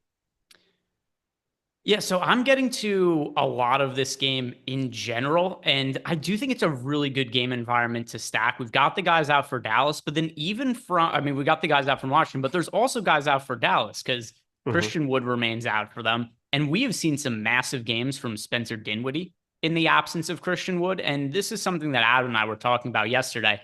I do think there's a lot of opportunity. Was it yesterday? At some point I was talking to this about Adam. At some point, there's a lot of opportunity for Spencer Dinwiddie when he gets on the court because he's been playing some staggered minutes with Luka Doncic this year, and he's been playing a lot on the second unit. And now with Christian Wood not there, it means that Dinwiddie just has massive usage rates in some of these games when he steps on the court without Luka. So you could see that, for instance, last game, 31% usage rate for Spencer Dinwiddie. So since I see value on both sides of the game, I really do like it as a game stack, and I am getting a lot of exposure on both sides of that.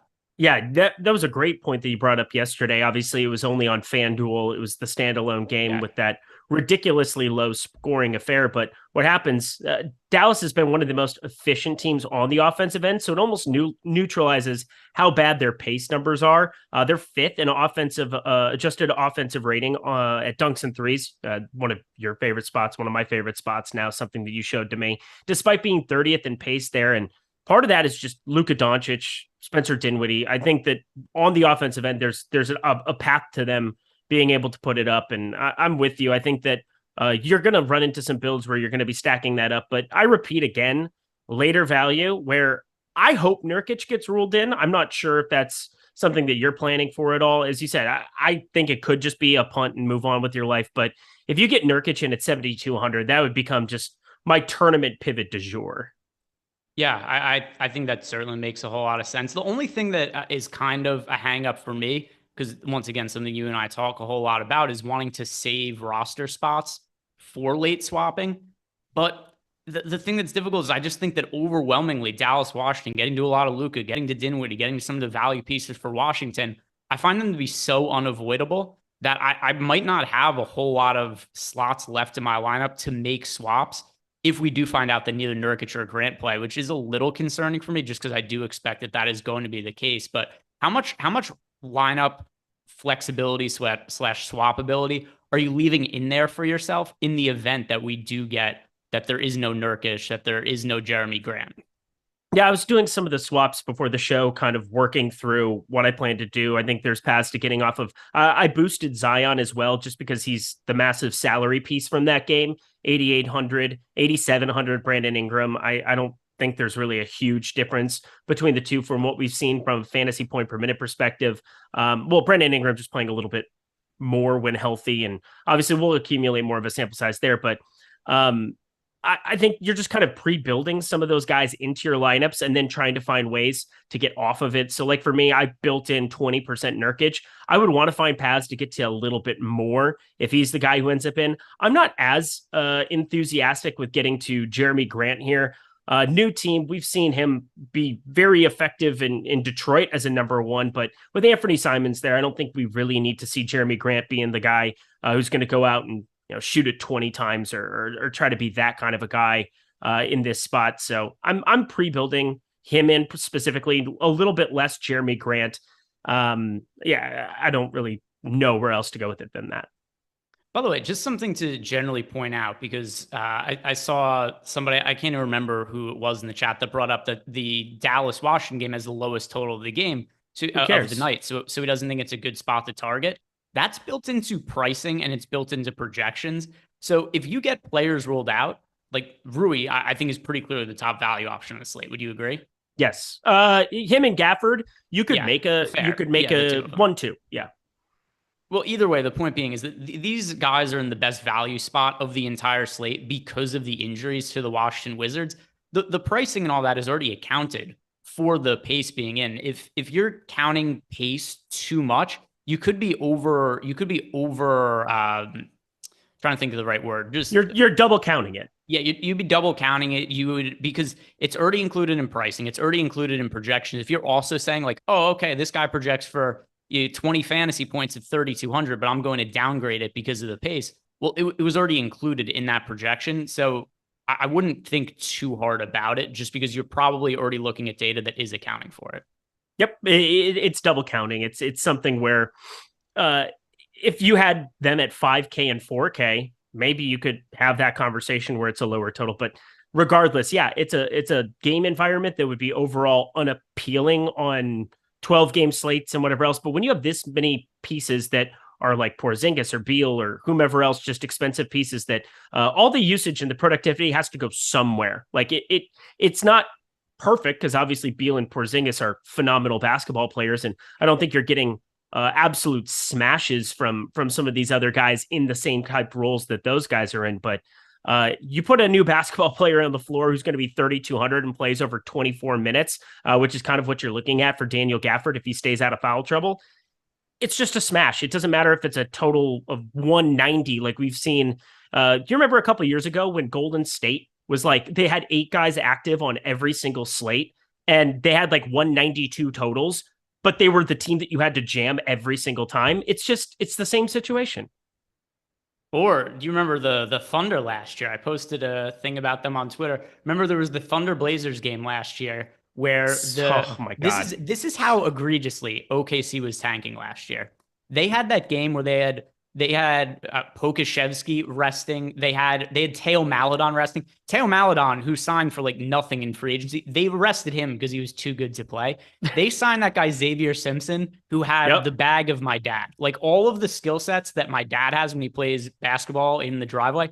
That's Xavier Simpson. Xavier Simpson is like 5'10" and only shot mid-range hook shots. Do you remember that guy? I definitely do. That was a wild game. There were like, I don't know, 8 guys who saw the floor from both sides, and maybe I remember though, every single lineup at the top had 7 pieces from that game on DraftKings. It was 7 pieces with like Luka or something. Yeah, it was also, do you remember Brandon Williams, who was chalky? Oh yeah. He's not even in the NBA anymore. And he was 60% owned on every slate for like 3 weeks last year. Sure was.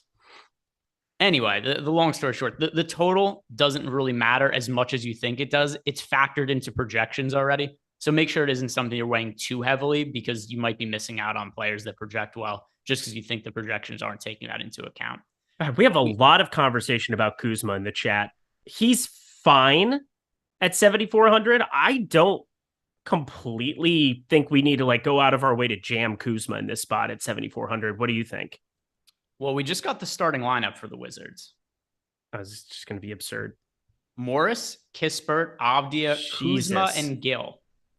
So there is no. I know we got some super chats. We'll hit on those in a second. But first, I was assuming Gafford was going to start at center. I wasn't how tall is Anthony Gill? Anthony. Something's fishy with Gill. He's over the age of 30? No way. He's 3K, small forward, power forward eligibility. Not a great start. Just throwing it out there. He is 6'7" starting at center. Oh my God. This feels like a Terry Taylor situation. They're just like Brandon Powell is such an Brandon Powell. Where did that even come from? Dwight Powell is such a zero in terms of offensive production that they don't care that they're putting out a 6'7" guy against him. They just don't care. Well, I have to say this now. I feel much differently about the value plays that we liked from the Wizards that we were talking about 80 seconds ago. Oh my Lord. That is such a weird lineup. I mean, we expected 4 pieces. What in the world was that? What? Jordan Klein. What did he do? Did I see that correctly? What did I just see? Oh my God. That's you. That's once you're going to go on vacation, you're going to get cultured, and that's you. Yeah. Now nobody asked what Eric's going to do with that Eiffel Tower, monument that's been built there. Oh my God. But yeah, you're going to enjoy yourself when you're on vacation. Right up the back. No, that's I'm going to miss you all. You're going to miss me. You're going to miss me when I'm gone. I'm literally doing a show Saturday night at like midnight. So don't mind me. Love you all. All right. So let's try to round up what this means. What does this starting lineup for the Wizards mean? How is it going to impact our lineups? And then I see the super chats there. I'll get to them in a second. Denny Avdia, I like a lot more. Rui and Daniel Gafford coming off the bench, I was pretty sure they were going to start. I have to feel worse about them now. They're still playable, but they're not priorities in the same way. Yeah, this is just dumb. This got silly. I'm not even mad. I'm impressed. And I'm just updating everything. Do you want to play Anthony Gill now? No, but I'm going to. Like, what are we? I mean, we have to. This Corey Kispert starting thing hasn't been all that enthusiastic, but 19 minutes. I will say what is interesting to me here is Anthony Gill does have an opportunity.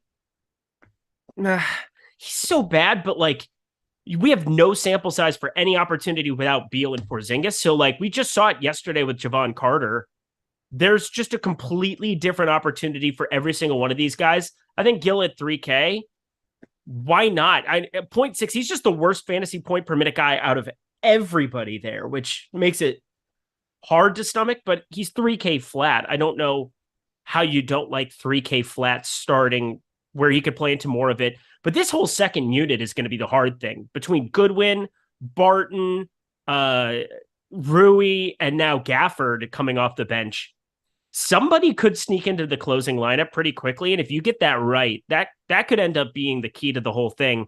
I might like Gafford more compared to the field now. Now I'm going to get to less Gafford than I was before. No question about that. But I mean, I got to kind of like the opportunity for him to possibly close over one of those guys. I want to see what his ownership is. I have a feeling he's still going to be very, very popular because he was projected to be the most popular player on the slate before this by a pretty wide margin. 40% on DraftKings we had him at, and Rui was at 35%. Over on DK, we had Rui at 37%, and then Gafford a little bit different looking just because of the positions on FanDuel, and then him also being 3,900 there at 17%. If he's still going to be popular, I would rather just play more of Gill in tournaments and hope that he gets more of the minutes there, because I don't think that Gafford is warranting of the current ownership he's projected for. Now, that obviously could update in the next few minutes, but at least as of now, if Gafford's going to be chalk, I'm going to tread carefully. We'll see. We've got 40 minutes. This came out really, really early, so everybody crunching, doing their things. Who was it that just said it? Because it's the same thing that I was literally thinking. It had like 1993. Oh, there it is. SMP 1993. This is a classic. Gafford plays 25 minutes off the bench at reduced ownership situation. Now I'm undeterred. That's kind of how I feel, where you give me somebody who's that good of a fantasy point per minute guy. Now it's not called reduced ownership. It's called appropriate ownership because, I mean, he's a fantasy point per minute guy that now is coming off the bench instead of starting, but that also puts a lot of uncertainty into play. So we'll see what that ownership shows up. And I'm feeling the same way as Greg in that regard, where it's like, I want to see where that number lands in at. Because if he ends up 30% and I play him off the bench, I'm going to be kicking myself. So what we're going to do here, we'll answer the super chats. Then we're going to circle back and look at some of the data. Hopefully it's updated by then, and we can give you guys some of the updated ownership projections, and we can make some decisions based on that. So scrolling back through the comments, we have a super chat here from Michael McKinney. Yo, 5 must plays for FanDuel Cash. By the way, Jordan, if there were super chats before then, could you send them to me? Because I think there might have been. So for FanDuel Cash, players I would consider to be must plays. Kuzma's one of them. Yep. 6,500, completely different play there. Joel Embiid is one of them. Yes. Remember Joel Embiid had power forward and center eligibility on FanDuel last year. They did away with that. I know, it was sad, but also I think they did away with it with Joker too, because it makes no sense that it existed in the first place. Melton. Yep. He's the stone cold lock out of everybody. So Melton, Kuzma, Maxey. I think Maxey's another one. Yep. I would say Luka, because you're able to piece together a lot of things. It shouldn't be too hard to get to Luka at 12.5 on FanDuel now. DK, we'll talk about it here, because it's just the kind of build where if you're going to get to Anthony Gill now, it's just going to Luka's going to show up more, and I still think he's going to end up being very, very popular on DraftKings.com. I'll put Luka in there, and then Bam Adebayo 7,700 with power forward eligibility. Yep. No, I mean, we gave him 6 right there, but that was okay. Nice of us. Yeah. A little extra bang for his buck. Hey. The next super chat, wasn't there? I guess there was just a lot of messages in chat and they kind of went away. Did you message them to me, Jordan? I'll pull up yeah. Yeah, I'm pulling it up. Oh, right bro. No, bro. No, dude, bro. Chill. Now I'm still mad at you. Come on. Why? Eric I'm prettier Trout. than that. For Eric, since he's going to be in Paris, ball so hard, motherfuckers want to find me. That shit crack. Yeah. That shit you crack. should actually, you should do? You should do Paris karaoke while wearing the outfit that Jordan photoshopped you in. I'm okay without doing that. No, I think they think you're really cool if you did that. I think I'm okay not doing that. All right. He'll do it. He'll send video. Hey, Greg, us. I think I'm okay not doing that. I hear you loud and clear. I'm looking forward to the video. Super chat from Jorge Giacomi.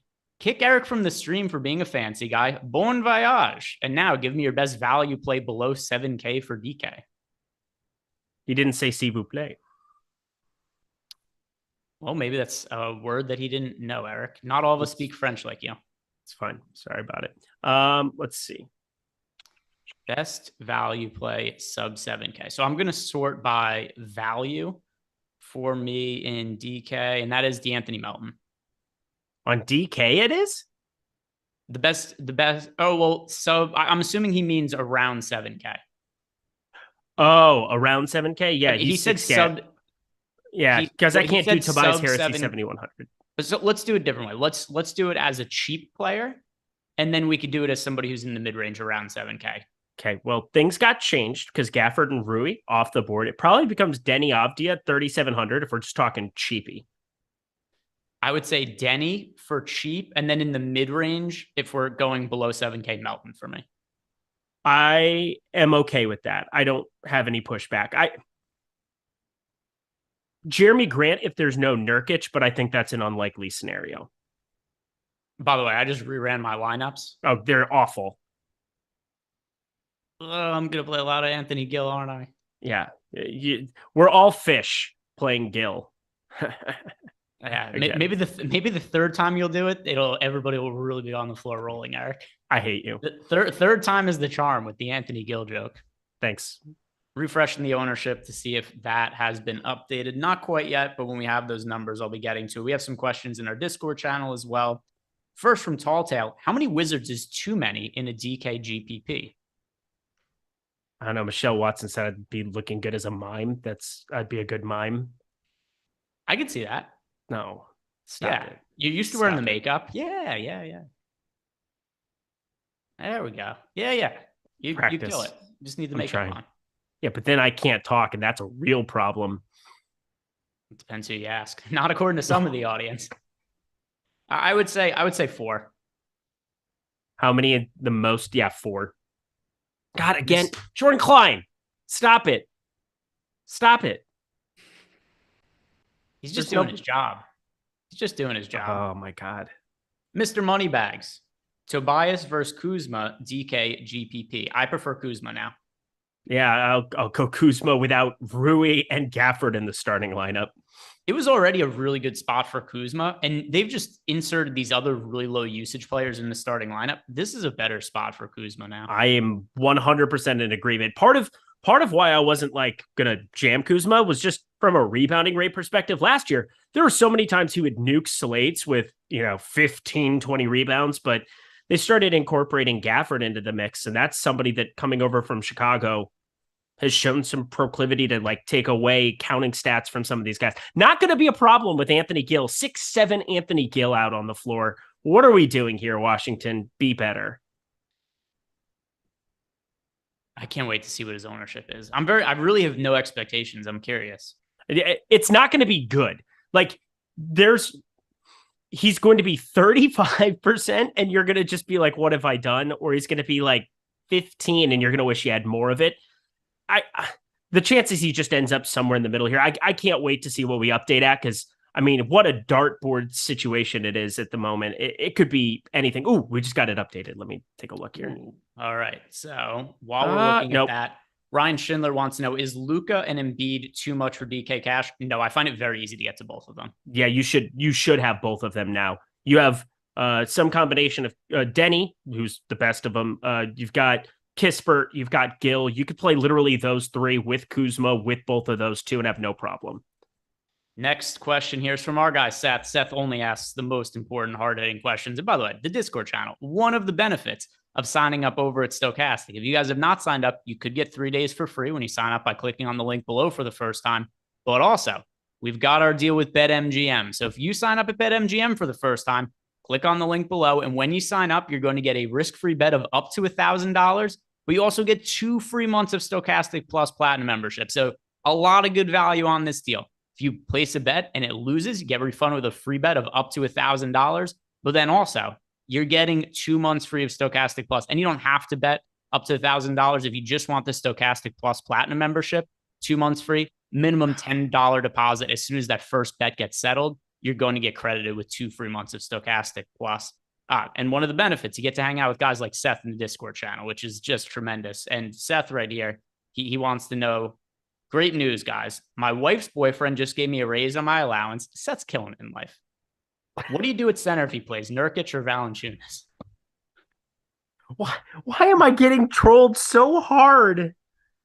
Jordan, I don't know what I did to deserve this. Between this BetMGM photo, between Mime City that I'm apparently living in, Valanciunas, coming off of a back-to-back here. One of the nice things, Larry Nance, he played more minutes as a result of Larry Nance being out. Maybe you get that again here, but I don't feel all that good about it. What are you thinking? I'd rather go the other side of it. I probably don't want to go J-Val. So I think this is a really good situation for Valanciunas if Nance doesn't play. And I tend to think that Nurkic, well, I was going to say I don't think Nurkic is going to play, but part of his parameters is if Nurkic plays. So assuming Nurkic plays, the answer is Nurkic for me. I just don't think he's going to play. Okay. Yeah, I'm just figuring Tyler out. Hero. Oh, my God. There we go. We got more things to talk about here. So Tyler Hero not going to play. By the way, Giannis out tomorrow. Doesn't impact us now. And we just got it's funny. So I've been waiting for this ownership update so that we could talk about it. And as soon as it comes through, another piece of news happens. And now the ownership is going to have to be changed again. But at least as far as the Washington players go, I don't think it will impact it.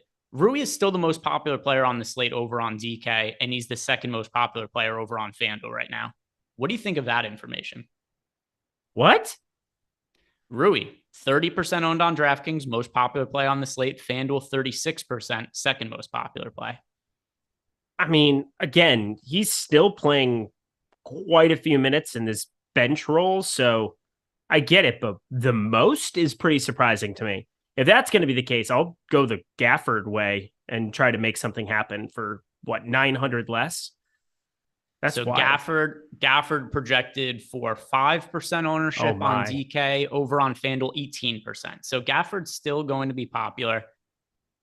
Gill, on the other hand, not getting owned at all. Anthony Gill, 9% ownership on DK and projected for 2% ownership on FanDuel. I mean, he's such a bad fantasy point per minute guy. I can't say I'm crazy surprised by it.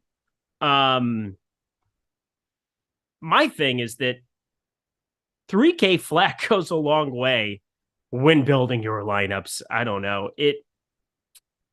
He could certainly play 17. I mean, he had 17 minutes in a start what was that? The 2nd of November. But he's had 26 and 28 in some spots. I mean, there is no, I don't know. 10% seems low. That seems low. Maybe this is really, really frustrating. I hate that he's even like in the mix here. This is just disgusting. I get the Rui thing. I will say I understand it still. If Anthony Gill's really not going to be on today, he's starting. He's really cheap. I'm playing him. Okay. I agree with you. He sucks. I don't want to play him either, but he enables me to get up to Joel Embiid and Luka Doncic. And we've got Jets World asking us in Discord, who's the bigger priority? Luka and Embiid or both? It's both for me because I can roster shitty players like Anthony Gill and play both of them.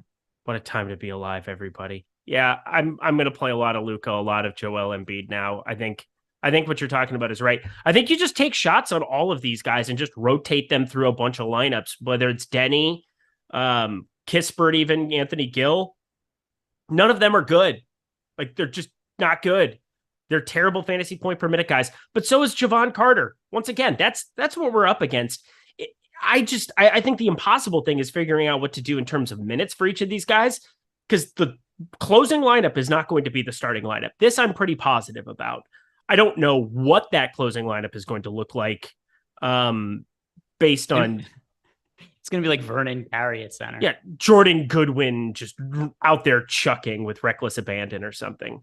Even though he made every shot, like 7 for 7. He played 26 minutes the game before that. People are bringing up Jordan Goodwin constantly. He only had an 11.7% usage and an 18.9% usage to get there. And now he's 4,700. He is not that appealing. I don't know why everybody keeps bringing him up. We do have a lot of people asking about the priorities on the spend up. And like I said before, my priority is to get Luka and Embiid into the same line. So that's going to be a lot of lineups for me where I have both of them. Is that looks like what it's going to be the same for you? Yeah. And the other thing too is we're talking about guys like Gill, who neither of us think that he's a great player or anything like that. But if he scores even 10 fantasy points, if Luka and Embiid both say score 65, 70 fantasy points on a small slate, there's a good chance you're going to need both of them. And then the salary savings might just be necessary.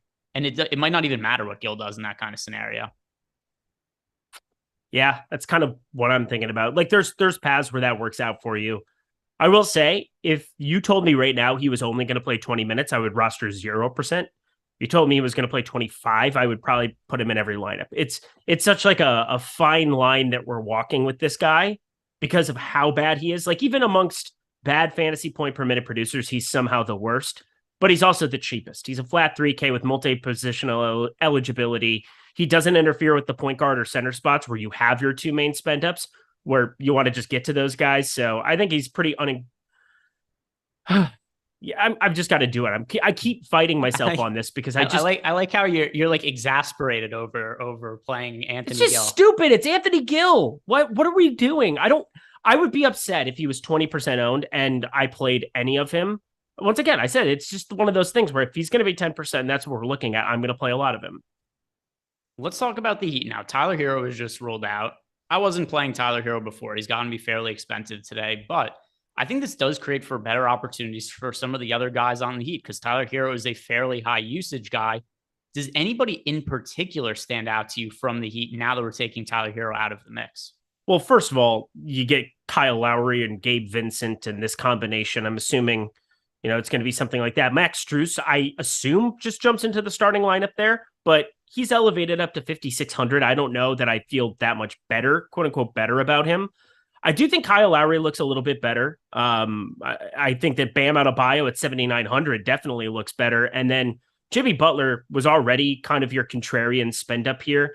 Considering he's at power forward, I still think that makes some sense. He's been right around a 1.17 fantasy point per minute guy this season.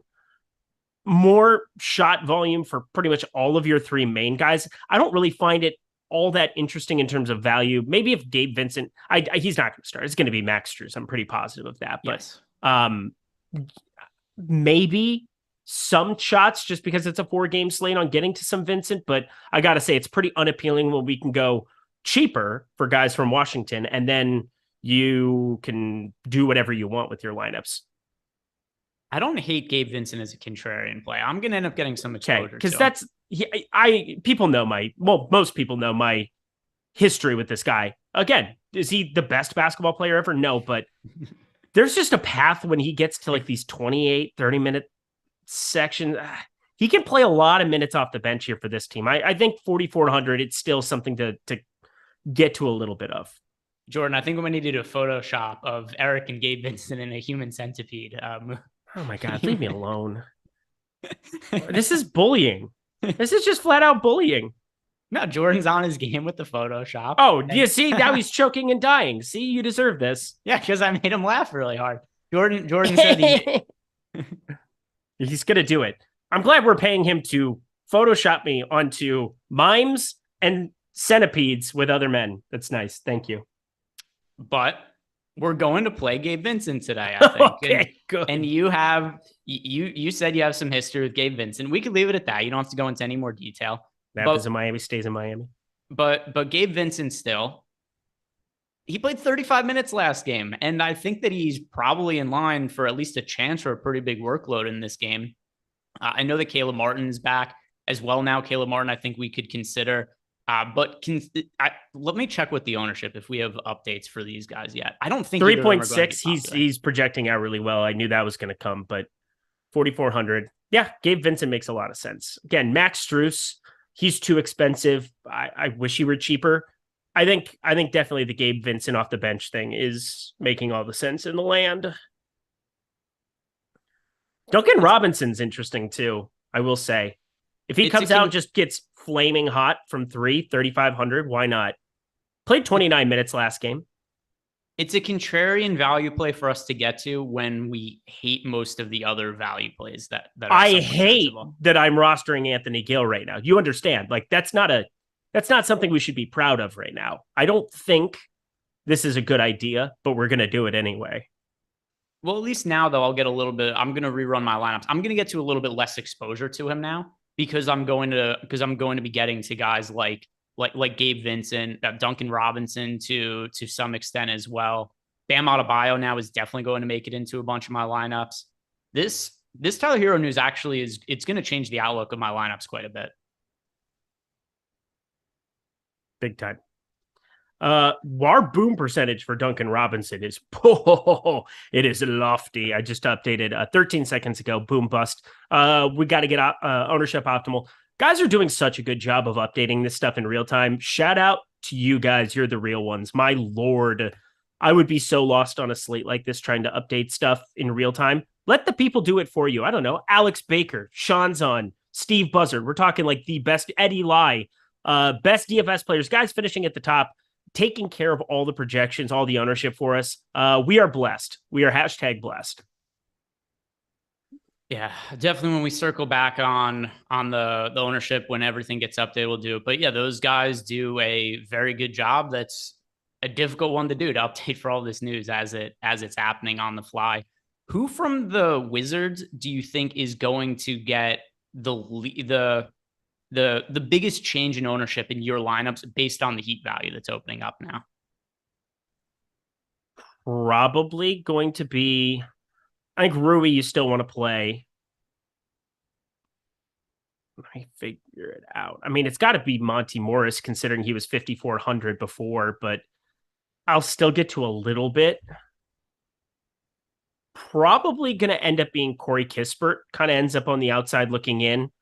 I don't know if there's a minute ceiling there for him. Like, he's played 24 and 19 minutes here. He's just starting to get going in the rotation, and probably not going to be getting to any of him whatsoever now. You know, it's really funny. It's just people freaking out in the Discord channel. But because anybody you're playing, right, it's a 4-game slate. You're going to end up playing some shitty guys. It's just kind of the nature of how things happen. Here's who's getting impacted the most for me. I'm not getting to very much Daniel Gafford at this point. Why is that? Well, he's still popular. I like Joel Embiid at center. I like Bam Adebayo at center. Okay. I just ran out of roster spots to play him in. That makes sense.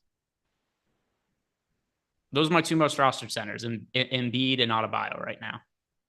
Oh, boy. Will Barton. Is this the day Will Barton gets unleashed? They're like, if they can't get anything going, do they just let Will Barton go out there and try to create chaos? I love chaos. Another thing to Photoshop him in. Please don't. I've been hurt enough this show. Yeah, I'm not getting to as much Anthony Gill. I just want to let you know that I think Anthony Gill is the right answer. I'm also getting to less Anthony Gill than I was before. Thank God. Because I'm getting to now I've got Gabe Vincent exposure. I've got Duncan Robinson exposure. So it's just other cheap guys that we didn't have at our disposal before.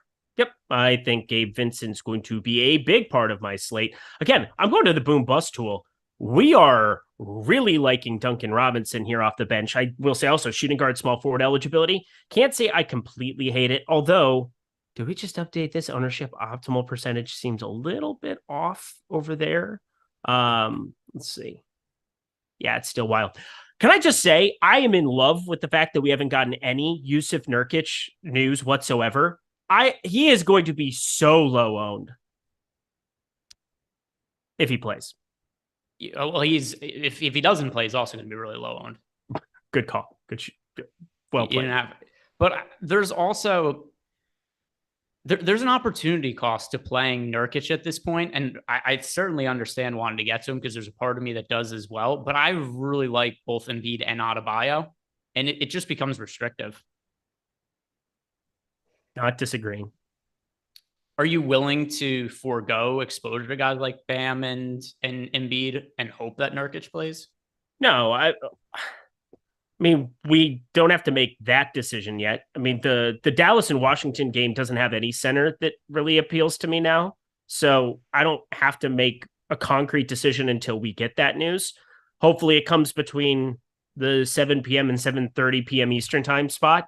I think that's going to really just dictate what I do there. I'll play a lot of Embiid, a lot of Bam here at the moment, and then I'll find ways onto Nurkic because, outside of these cheap pieces from Washington and Luka, what am I really looking at getting from the Dallas side? I'm not going to play anything. Not playing Kleba. I have a little bit of Spencer Dinwiddie, nothing crazy. I have a sprinkle of Tim Hardaway Jr., but then I have nothing else. So I should have maximum flexibility still. We just got an ownership update. Can you show that on the screen, Jordan? Because the people are going crazy about this. The people in the YouTube chat and Discord all saying that we got an ownership update. Also, Cream, very upset. Please stop saying his fucking name. Oh my God, can't stand Duncan Robinson. I don't think he likes Duncan Robinson. Here's to you, Duncan Robinson. Jesus loves you more than you know. The most popular player on the slate now. Whoa. The aforementioned Duncan Robinson, now projected for 31% ownership on DraftKings. Over on FanDuel, Duncan Robinson projected for a more reasonable 21%. I have to be honest, I just ran my lineups. I'm over that 31% mark on Duncan Robinson right now. How does it feel? Is it a cold sweat? Is it how you feeling over there? Pretty good. Okay. I wanted to get the full spectrum of emotions here. What? Do you know why I feel good? The opportunity cost for me is I'm playing less Anthony Gill now. I was going to say I have 5% Anthony Gill, and my life is so much better than what it was before. Gabe Vincent projected for, that's a little surprising to me. Gabe Vincent projected for 23% ownership on FanDuel now, or 33% on FanDuel, 24% on DK. I thought he was going to be somewhat contrarian, but people are there. I understand why. I think he's a very good play. Good Lord. There are some weird guys showing up in lineups now, I will say. Is there anybody that is not picking up ownership right now that you think should be getting ownership based on the recent news? Let's see. Where's Caleb Martin at? Because I think Caleb Martin's pretty. Oh, he's up to 20.5%. Record scratch. Don't feel that way. Like, just say, where's Kyle Lowry at? 17.4%. Everybody is getting about appropriately updated here on our end. I know we'll get to lock and there'll be somebody that it's like, oh, I feel really good to have the chips in the middle on this guy, but I'm just going down the line. If there's anybody in my lineups that's just like a horrendous play at ownership. I mean, there's a couple. Okongwu, I don't understand how somebody lands on him in a bunch of lineups. I don't understand Maxi Kleba at 16.8%. None of this makes any sense to me. But Anybody from Miami that's picking no ownership. I don't really see anybody that it's like surprising to me. Okay. No, that's fine. I'm not making you pick anybody. I was just because we got the ownership update, was wondering if anything stood out to you while you were. Nope, I was going through it. I'm trying to see, because again, Caleb Martin up to 20%. That's a lot. I'm going to be underneath that. Jimmy Butler makes perfect sense to be at around 20. Duncan Robinson, again, I feel better about Duncan Robinson as I'm updating everything and looking at what the potential is there than I do about the chalkier pieces from Washington that exist. Coming off the bench, Rui Hachimura, Will Barton. Even though I do still like Rui. I don't think that's going to change. And also, I was not really getting too much Jimmy Butler before. I am now. Makes that's sense. actually Jimmy Butler. I mean, his ownership has gone up as well now. 21% on DK, 39% on FanDuel. I'm hoping that maybe it doesn't end up being quite that high just because this news broke 15 minutes before lock. But I do think that guys like Jimmy Butler and Bam Adebayo should project much better now. I understand why the field would be getting there. Totally get it. But that's a spend up that is not going to, you can't remotely, let me just throw this in to make sure that I'm not talking outside of my a-hole. Here we go. 3,500 per player left if you go Embiid, Doncic, Butler. That ain't enough. No. You're not playing all unless this is one of those, like there's that fantasy analyst we know about who has those roster. He plays in those fantasy football leagues where he could pick up 13 running backs a week. Please don't do this. So now. So maybe some people are playing in a DFS in a DFS contest where there's no salary cap and you could play, 80 different players in it. Well, I know I think more of what he's into is he has 48 bench spots in year-long fantasy. That's the irritating one to me. Oh, I should stash these running backs? Interesting. Okay. Give me unlimited roster spots and I shall. Super chat from Andrew Kang. Sup guys on FanDuel single entry. Sorry, FanDuel. Would you prefer Luka and Kispert or Trey and Kuzma? I prefer Trey and Kuzma. I think Kuzma's a really good play on FanDuel now. Yeah, Kuzma's a good play. 7,400 on DK I like, and he's so underpriced on FanDuel. It's not even funny. Give me the Kuzma side. Weatherman 7. One of his stickers is a pair lifting weights, and it says, keep it up. Just words of encouragement. Keep it up. I'm sure Eric's heard that before. Question in our Discord channel. Jordan 3142. Kuzma or Hart? GPP FanDuel. I prefer Kuzma. Kuzma. I do like Hart, though, for what it's worth. Hart, if you have if just the rebound rate, I mean, there's legit double-double upside for Josh Hart in pretty much any of these spots. The dude is an absolute rebound monster. We just saw 11 yesterday, absent the other guys. He only put up 5 points because he had a 13.7% usage in 35 minutes. That's kind of frustrating, but you don't get Nurkic and Grant out there. He is going to rebound the basketball. Next question is from Jets World. Nurkic or Harris, assuming that Nurkic is in on DK. I would prefer Nurkic in that situation. I love Nurkic if he's in. And then Sam Cassell Dance, back to Eubanks. If Nurk is out, yes. Yep. You would get to all the Eubanks. He would become the best value piece, period, on the slate. Yeah. So for reference, looking at Eubanks yesterday, and Eubanks also played not that many minutes and still crushed in those minutes. So yesterday, he's a good fantasy point per minute guy, traditionally without everybody else there on the floor. And now you wouldn't have Damian Lillard out there. There's going to be opportunity for everybody, but 22 minutes, 25% usage. That's fun.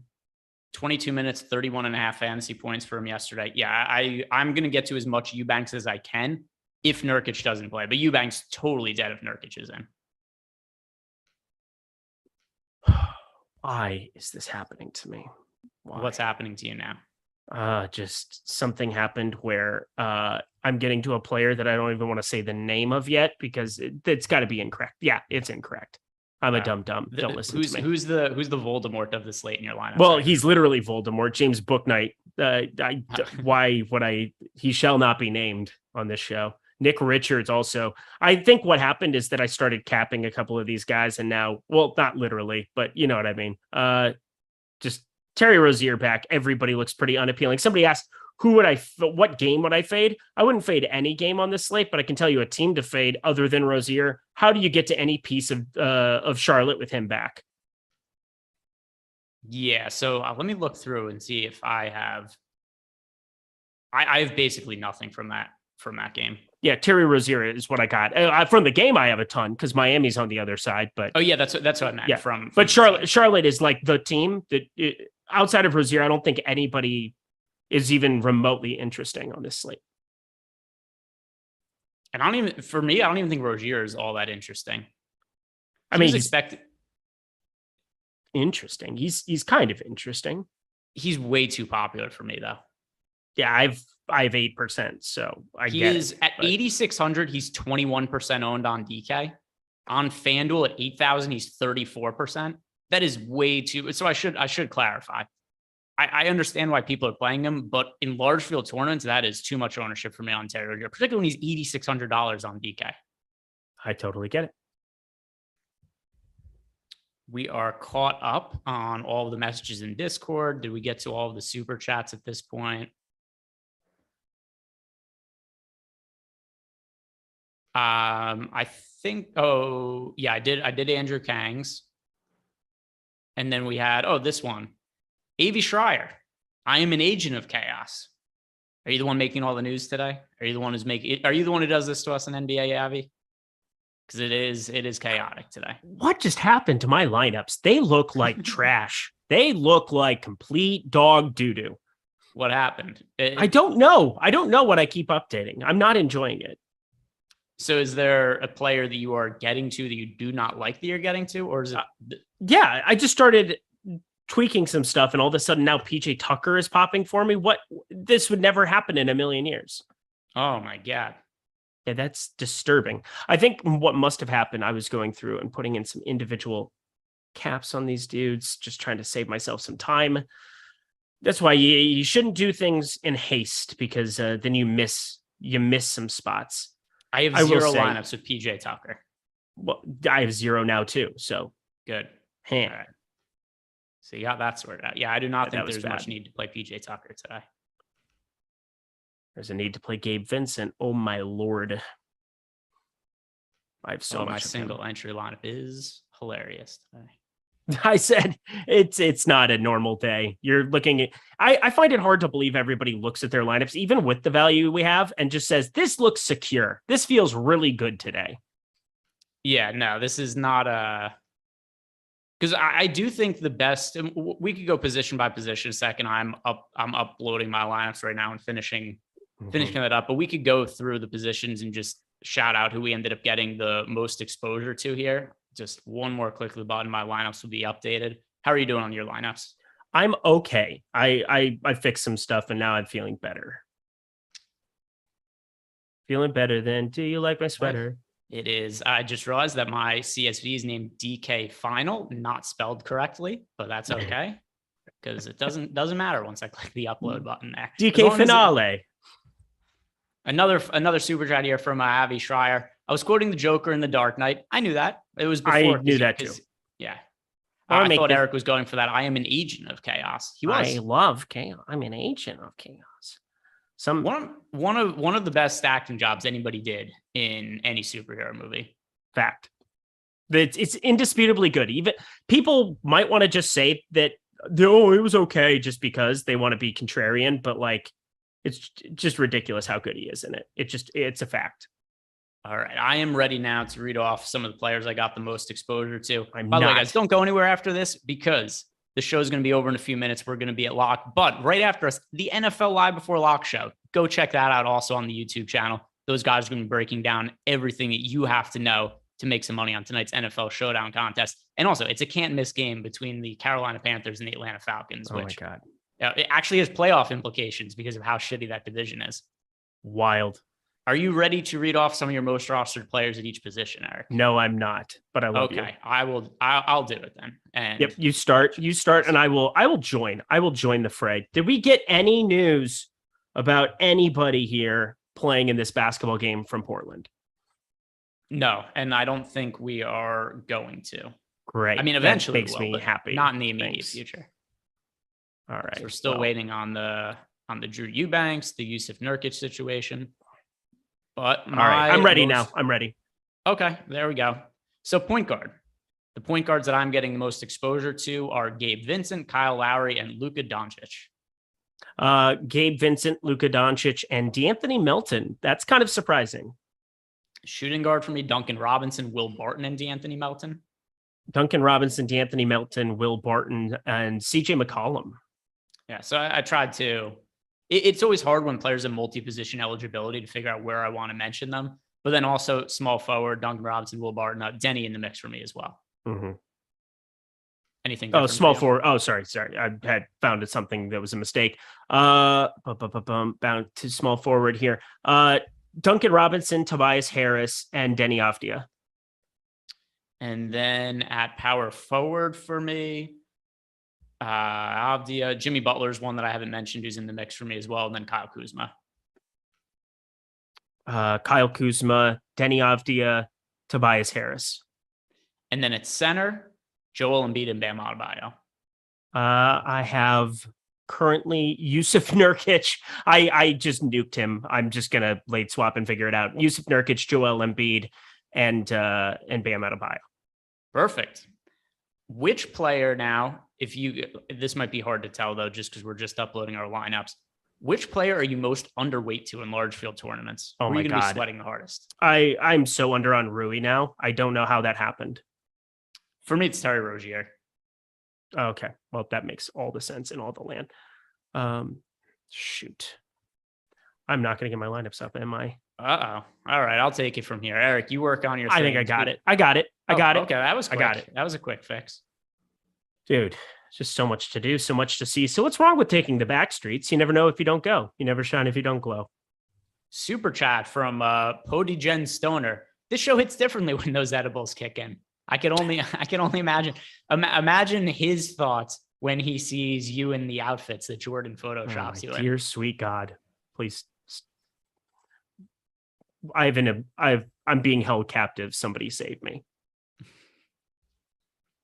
He must be enjoying the show right now. Which was was Rui the player you're most underweight to? It looks like it now. Okay. So for me, it's Terry Rozier. Did you end up getting to a lot of Rozier or? No, I have 4% now. Okay. I so just we're on the same page that. there. Rozier. Yep, that was the last thing I did. I backloaded a lot of lineups here. I got to a lot of Miami. I got to a lot of Portland. I'm going to hope some stuff shows up. I think there's going to be news that comes out in the next half hour that you should be reacting to big time. If Nurkic is in, I have outs for that. If Nurkic is out, I'm going to get to as much Eubanks as possible. And I think the main casualty of that was Gafford and Rui. Steven Leibowitz saying, just shout out to the fine work that we did. This turned into a crazy 4-game slate. It did. And not the news that we wanted, but maybe the news we deserve. PJ Tucker available to play today. So that is all set. Guys, we've made it to lock. Thank you very much for watching. If you didn't do it yet, do us a big favor. Like the video, subscribe to the YouTube channel. Enjoy the games tonight. Good luck.